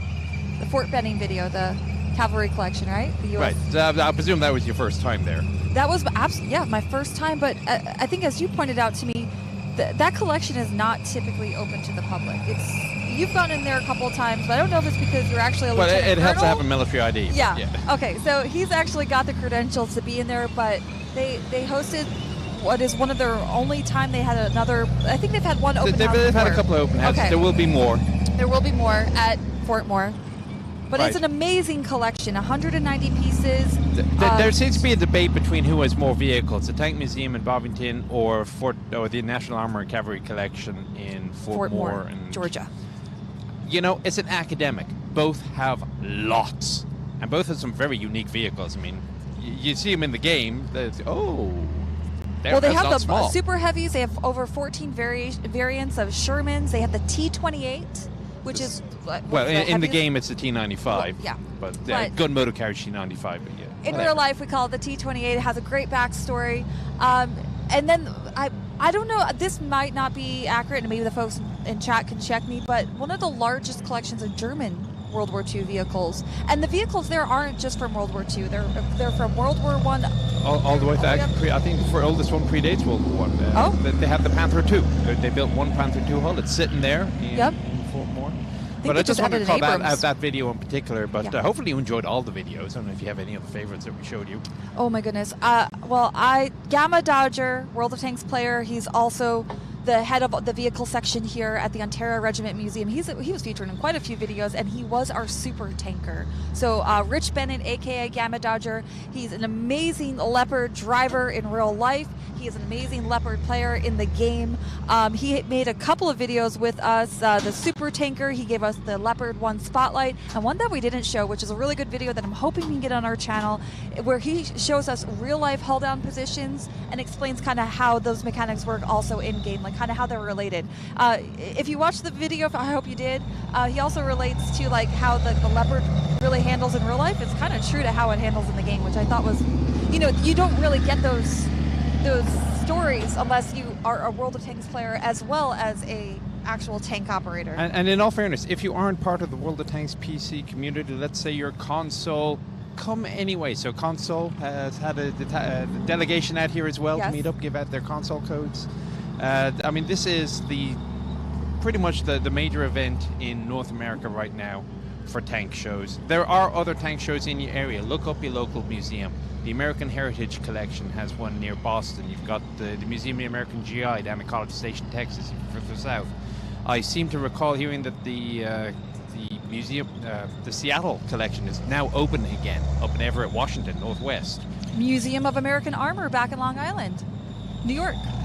Look around. Canada has a number of musea as well. And of course, the Europeans, they have them. Pretty much every country has a national armor museum, and I highly recommend you go check it out. Now, if you're still here and you've been with us since the beginning, you should have received all of your Twitch drops by this point. Now, it's one thing to earn them, it's another thing to claim them. Make sure you claim each of your Twitch drops, including that very special Road to Tank Fest token. Again, how do you claim one? Perfect question, Chieftain. So there should be a pop-up notification in chat. If you've already missed that, don't worry. You can go over to your Twitch drops inventory and you'll see the campaign for today's stream. That's a drop-down in the Twitch interface? Yes, it is. Thank you very much. So I'm guessing here. It is a drop-down. So if you click on the inventory, it will drop down. You can click on your profile icon, somehow navigate to your drops inventory. I think you guys will be able to figure it out, especially for those that are new to the channel, because I know I was telling our YouTube friends to come on over. Make sure you go claim those drops, because that's really the only way you're going to see those tokens in game.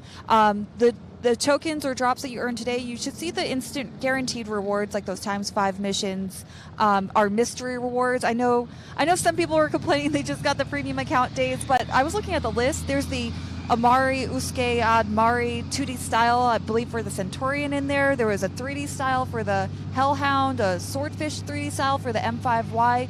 There's a ton of really cool things, and there was a premium tank, the Vipera. So the mystery drops were pretty cool. Hopefully some of you got some of those cool mystery drops, but you do have to claim them in Twitch and then log into the game to get your rewards. There's also going to be that token store that you can check out. So the token store campaign is going live throughout the month. You can start claiming those drops or save them up till the end. And then please, if you want to get that free premium tank, you need to claim your Road to Tank Fest token and then watch on June 25th the live broadcast from Tank Fest 2023. That is coming to us from the Tank Museum at Bovington, UK. At which point we will be handing over the microphones to our European counterparts. Yeah, Ikabu and Richard, right? Yeah, so they'll be taking over from there, but you definitely won't want to miss that stream. It's going to be filled with explosive live action of armor on the move, historic reenactments, all that good stuff, plus that extra special token that will get you that free premium tank. Talk to Tiger 131 or Brett Panther. Right, I think then we're down to the audience now. We just have one last question for us. What is the last thing that we're going to try from Canada? And you'd think maybe maple syrup, but actually I'm quite familiar with Canadian maple syrup, and I'm going to grab another bottle when I go back home on duty free. I always do. Every time I come here, there's maple syrup that comes over. Canadian whiskey, I'm not such a fan of, and I may not be allowed to drink it on stream anyway. So, by process of elimination, we're down to poutine. Poutine. And apparently comes in many variants. So I thought I would get the standardized, federal government approved version of poutine. Yum. as found in individual meal packet number 20, menu number 15. We've got our IMP 20 poutine. I really thought this was going to be an MRE. So is this the equivalent to an MRE, or is this? Seems to be, yes. Okay. Do we need? Want me to hold your microphone? I might have to put the microphone down here. Here, I'll hold it for you. We got to hear this commentary as we break into this lovely bag of poutine. Poutine. Oh, there we go. Okay. Oh my gosh. Dead Meat, you should ask him to say poutine on his stream. He says it. He's a very entertaining pronunciation, but I will leave that to him. First challenge is apparently getting it out. Okay, but you did it. I've never opened a Canadian ration pack before, so. Oh, there's match. Oh, Tabasco okay, I sauce. see. Tabasco sauce. Wait, Yummy. Tabasco ketchup? No. Are there ketchup chips? Ketchup, no, we get the bottles and they get a Tabasco sauce. Okay. Oh, and a Mars bar. Okay, you More get good candy. Munchables. You always grade an MRE by the Munchables you get with it. Nescafe. Okay. What's it pretty? Vanilla drink mix, peanut So mix. this is what you meant by going to dinner. We've Punch got or fruit? chow. Okay. Fruit punch. Is it all in French? Here we are. Oh. Poutine. We found the bag of poutine. Le mode cuisson ne s'appliquait pas aux fruits. Déposer le sachet dans une casserole de bouillon. Such a show off. It's one of the official languages around here. Okay, I'm not going to boil it for 5 minutes. It's asking me to boil it for 5 minutes. Yeah, we will boil. We won't put you through the pressure of watching something boil. But Chieftain, I will definitely be sampling this with you. I don't know. Do we want to keep this? Do you want to go first? You're not going to boil it? Wait, I'm not even eating it hot? Okay, fine. Yeah. Go first. It looks, guys. Okay, but you know what? I have never tried poutine of any way, shape, or form before, of all the times I've been here. So here we go. Army issue poutine. Close up on that face. Oh, geez, Louise. Do I have to do this? I already tried poutine. Poutine. Why can't I say this word? I had a very good box of poutine earlier. I am not going to make a good Canadian. I'm sorry. I'm ready. Allow me. Sorry. There is actually some meat in it. Let's see how squeaky these curds are. I hear that's like what you measure good I'm tearing up. poutine on. Golly. Okay. I'm getting a good hearty bite. I need a Molson after this or something.